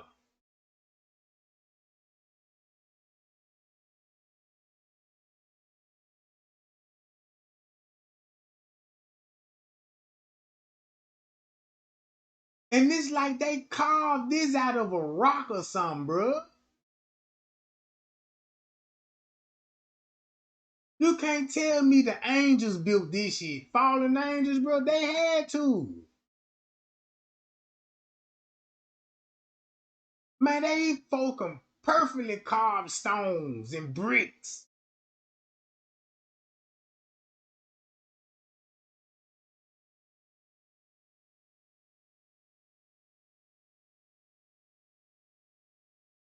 Is that whole jump made out of gold? There not be no gold building, goddamn.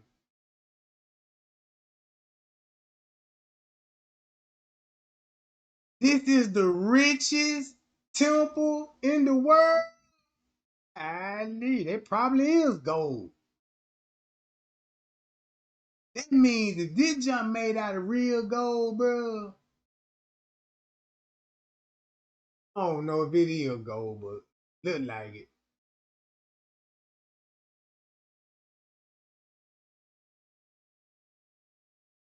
And look how the color reflect off the lighting, like.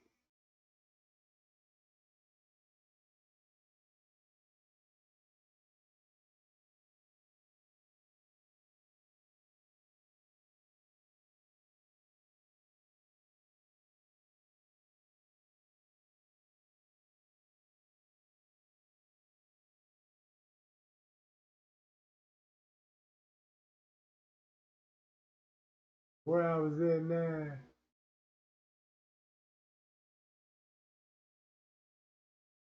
I need to go back. They go when I said Miss Teresa with that third eye. Then she finna right?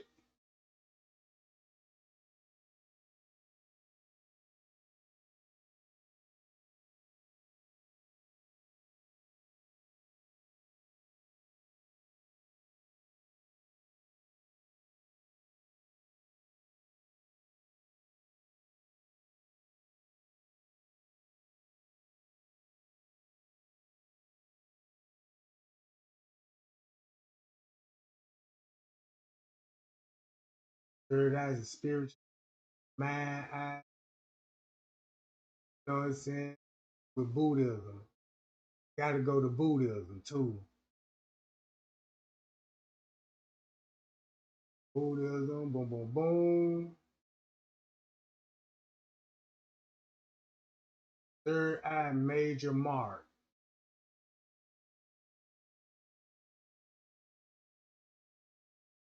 All right. Go to Buddhism. Start with the photos.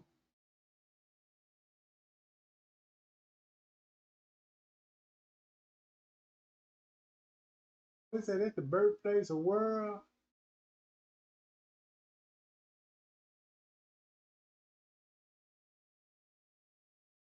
So this the birthplace of Buddha. So Buddha is real.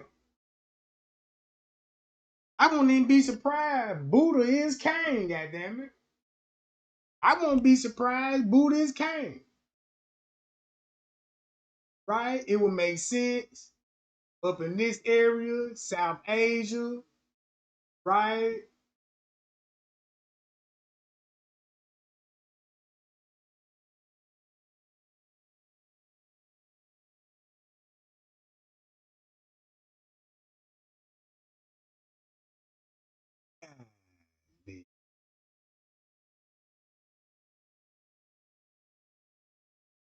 Everybody praying to the statue.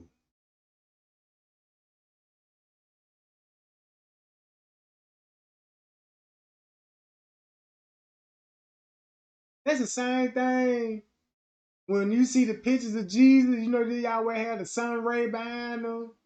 I'm starting to notice and all that too.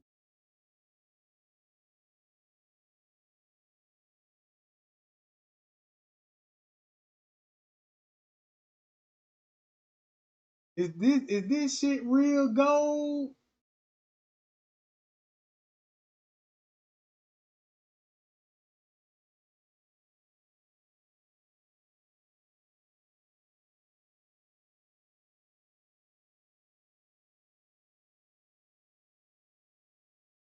shape of a pyramid.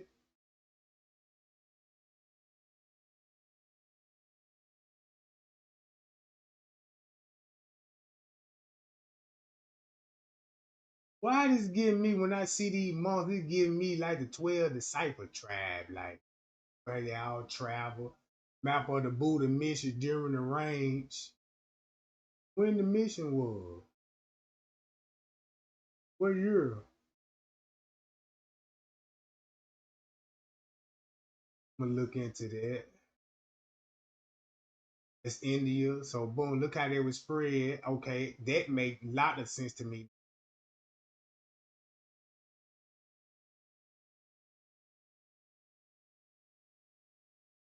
It would make why this stuff would be so.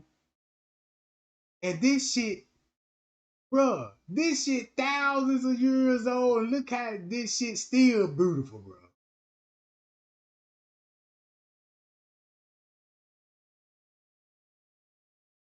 I'll be scared to stay in that junk. Like, nah, this shit look kind of. And I see like this, I think of castles and Dracula. You know, I'm thinking about Dracula when I see this. Like, man, come to Dracula house. Like, nah, come over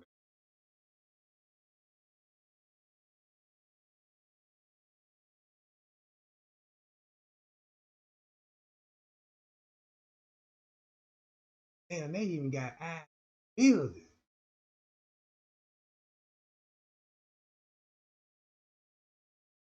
Man, this shit is gold, bruh.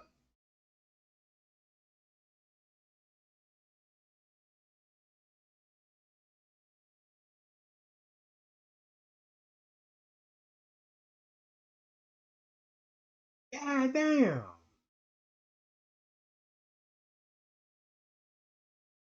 If they got gold like that, goddamn it, it's probably where all the gold at.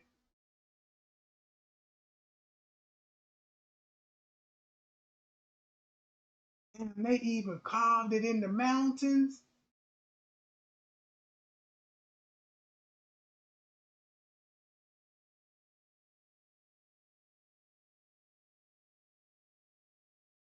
Yeah, Lee.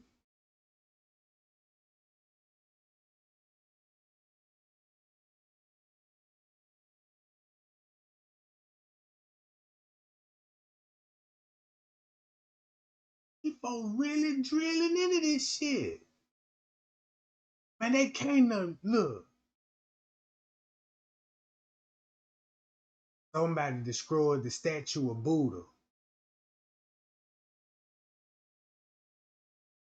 So when the Bible speaks that they said man could carve into the mountain.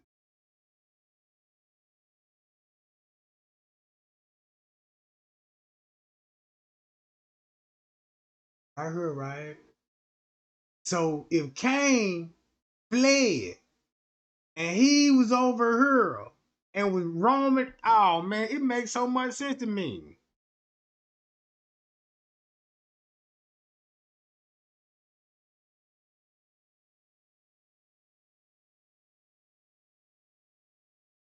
All right.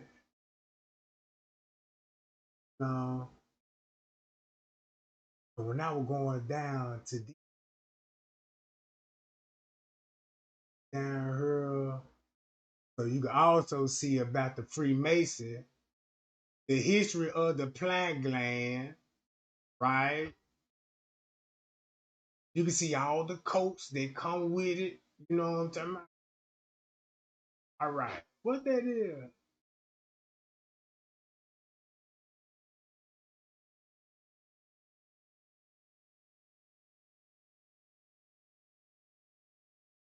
They about the blue eye. That junk got blue eyes, so I can see, yup. Know about the Bandu knot, so I gotta go right through. Go to, I went to these people right here.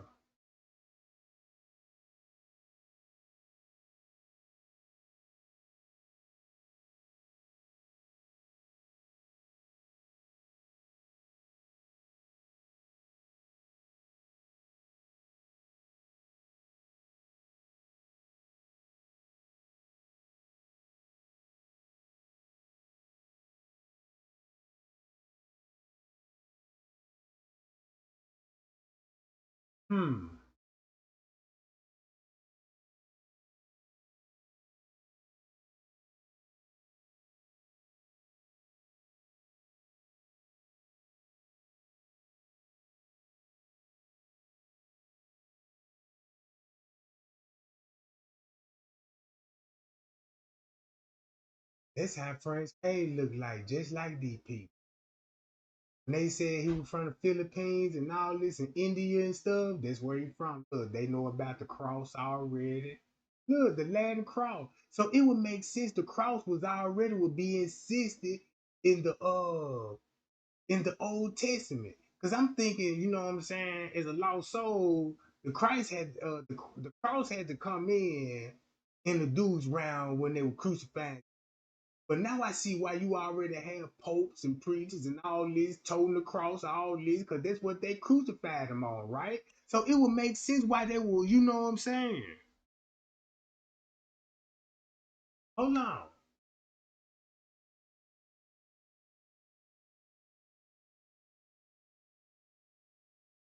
Right, there's they boats.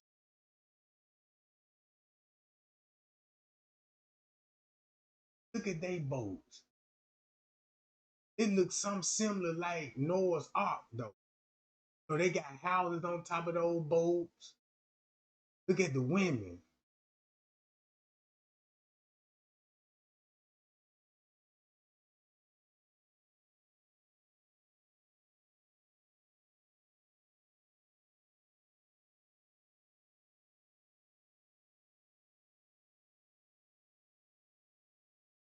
Dutch East Indian Company.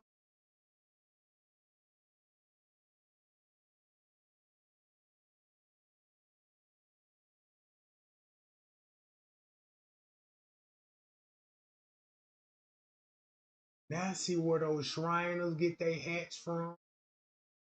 You know where those Shriners? Yeah, I see where they get their hats. It's just in this job.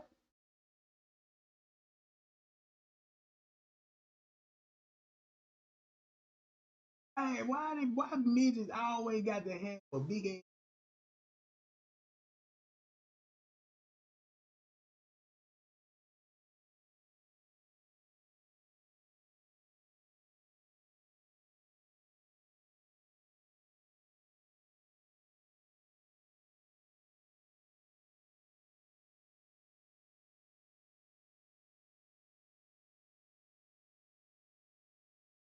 Look how that man pose. You see a lot of those poses, don't it, y'all? Just like one of those jailhouse poses, like, yeah, bitch.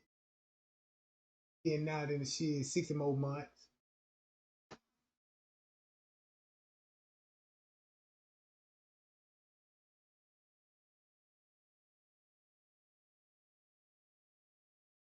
So I want to know, if you got these temples in the middle of nowhere, who was staying here? That's all I want to know, bro.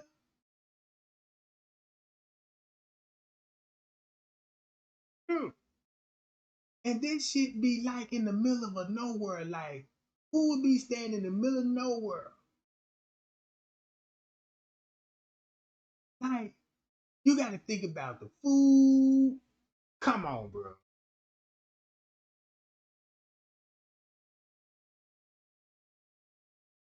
All right. Bam.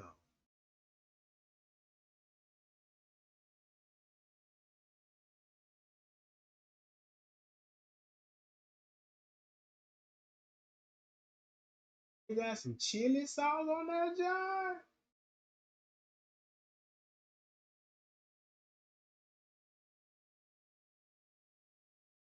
I don't see no pork chops. Fried chicken on that, John.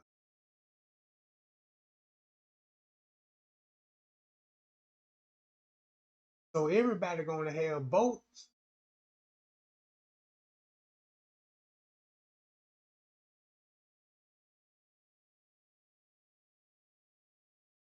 They got knives, swords, daggers, shields, you know what I'm saying?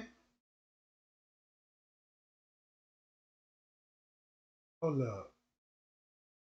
So they were really actually using the pitchfork, John, too.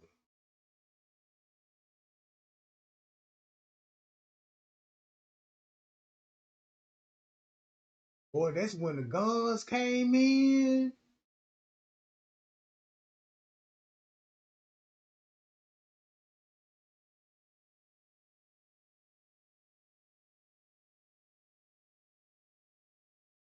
So they known for making face masks too. All right, these day tools. Same thing, Freemasonry. It's the same tool. Same thing, Freemasonry, the tool.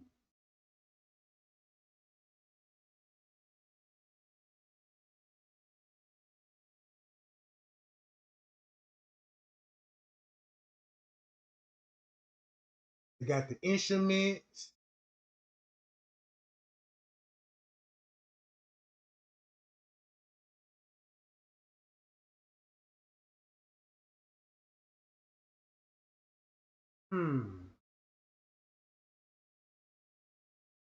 Horses and stuff. In the village.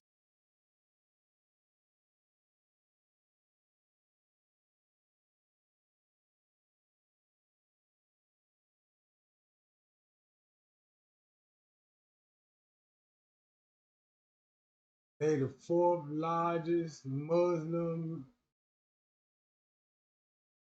indigenous people in Africa. Ethnic. Go to that right.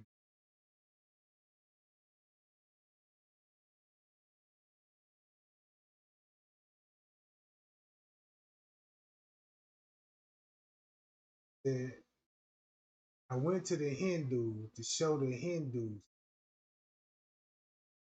I probably went out, yeah, I already did. Trying to find what I was trying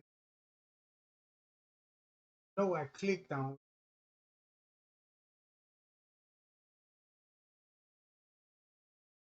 So look, make a long story short, y'all.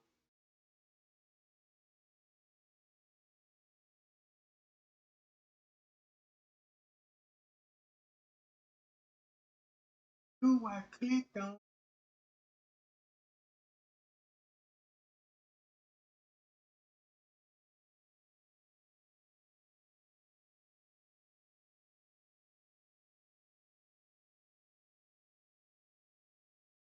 Might have won.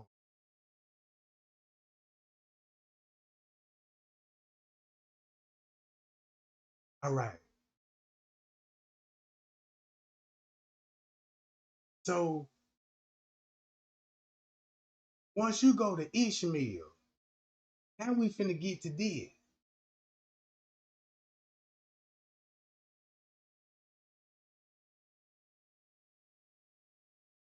Yeah, let's go to the tribe.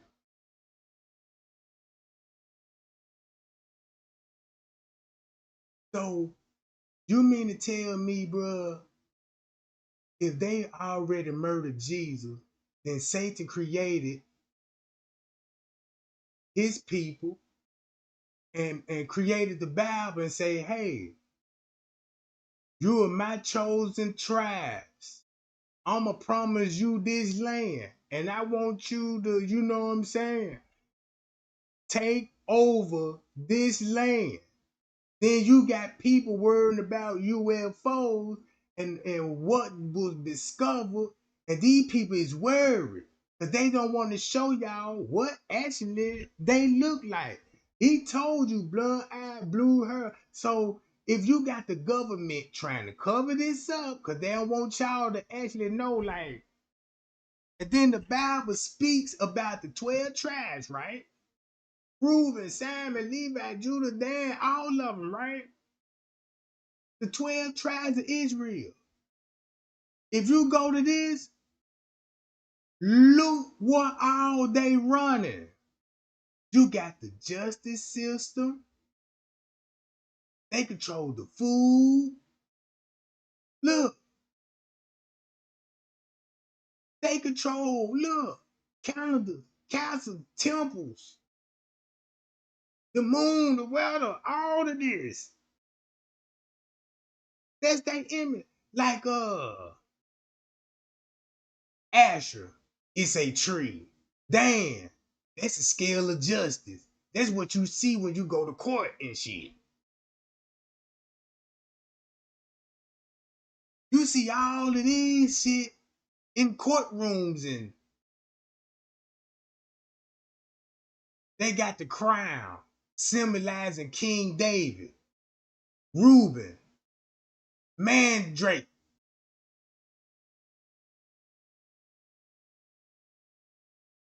It's a toxic plant with man-shaped roots, and some used in Fort remedies.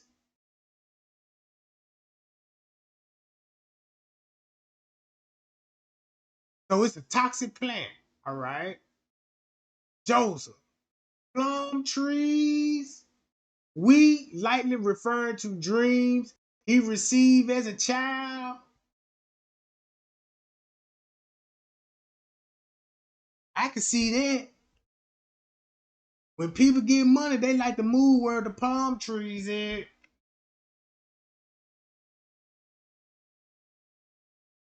The gazelle is antelope species.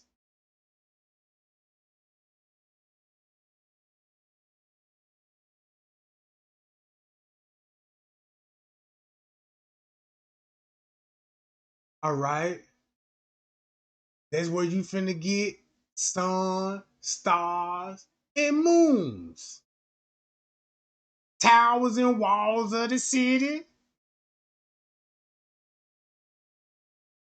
Oh man, this shit just goes on and on and on. The Mediterranean Sea, they're gonna have controls over ships.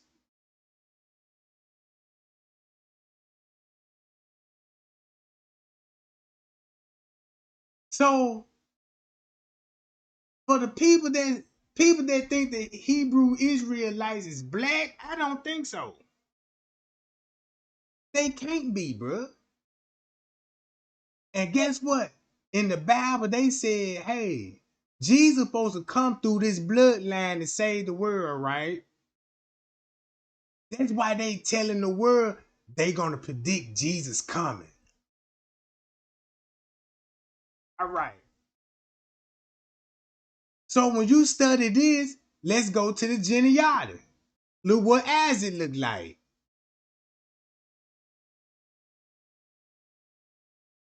Hold on. That's Isaac. They just depicting them. That's Rebecca. Huh. What Esau looked like? Huh. Abraham. Well, who he look like? Huh.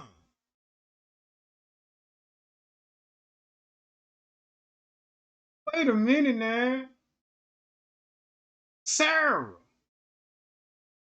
Ain't all of these people was talking to fallen angels? So if Lucifer fallen angel, won't it make sense that you'll be coming back to the world when you get ready? And you interacting with what people? Let's go to Lit. She appears in the Hebrew Bible, one of the two wives. Now, if Adam and Eve got busted having a threesome with two girls and Lily supposed to be the first wife, and then they time out, you know what I'm saying? Why would he get punished? Look.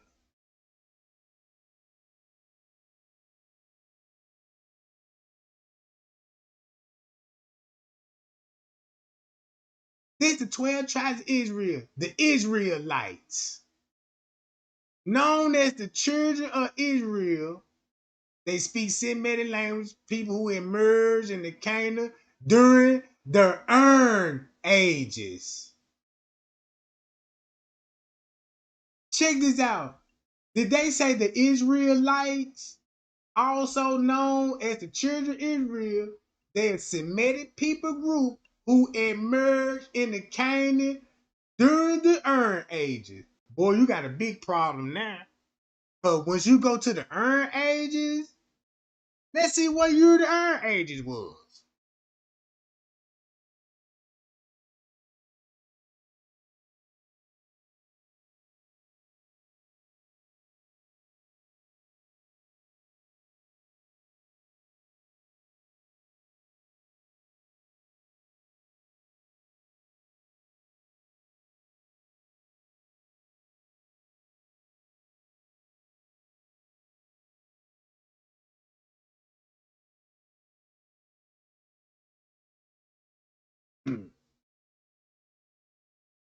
Watch this, y'all.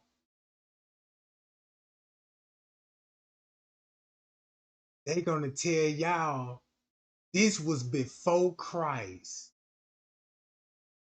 The Iron Age is gonna be in the 1200 to the 500, but this was before Christ.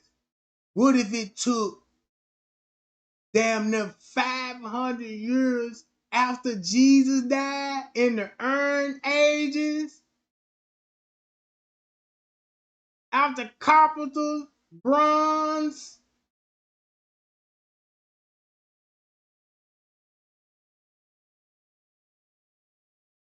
Look, the Iron Ages is describing the Iron Ages of Europe.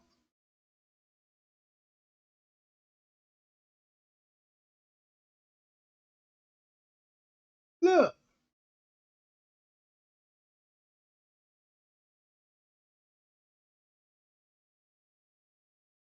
So, if you look at what I'm showing y'all right here, just like I go to the Vikings. Guess who the Vikings is? So look what will be happening once you study the Vikings. Once you study the Vikings, they're going to tell you. What?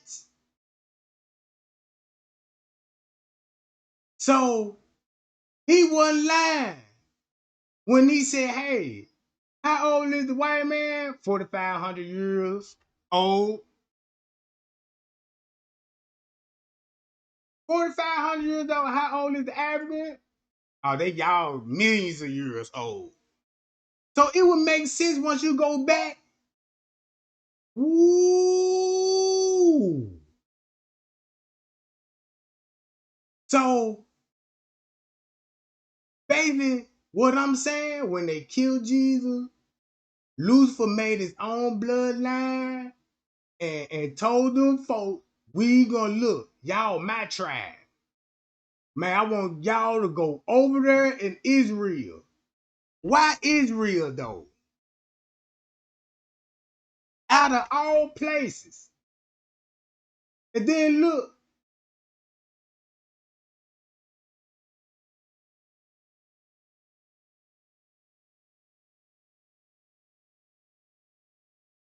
One minute. Right? You got all this going on. Where was it? All right. Look what Benjamin looking like. But I click on their picture. Hold on, they go Reuben, Simon, Levi, right? Judah. All right. Let me do it like this. Be right back, gang.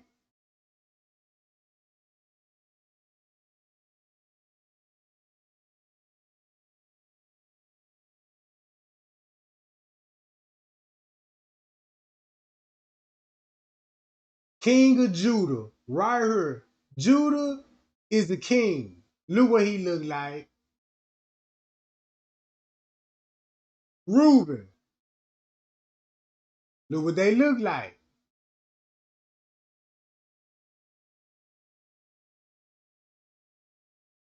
He's gonna be the firstborn tribe. They're gonna be the scattered tribe. Levi gonna be the priestly tribe. These gonna be the loyal warriors, the wise tribe, the eastern settlers, the rich food people, godly religions, Joseph's son. Right? Y'all see these? All right. Look who they all look like.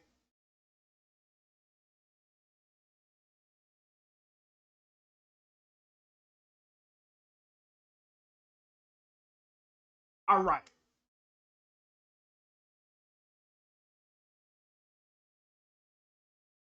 They just didn't like elected officials. So every president since then has not had high enough clearance to know the whole problem. Now they know there's aliens, they know we've recovered saucers, and they know that we're trying to get technology. But there are certain other things which probably only about 25 people on the face of this earth know.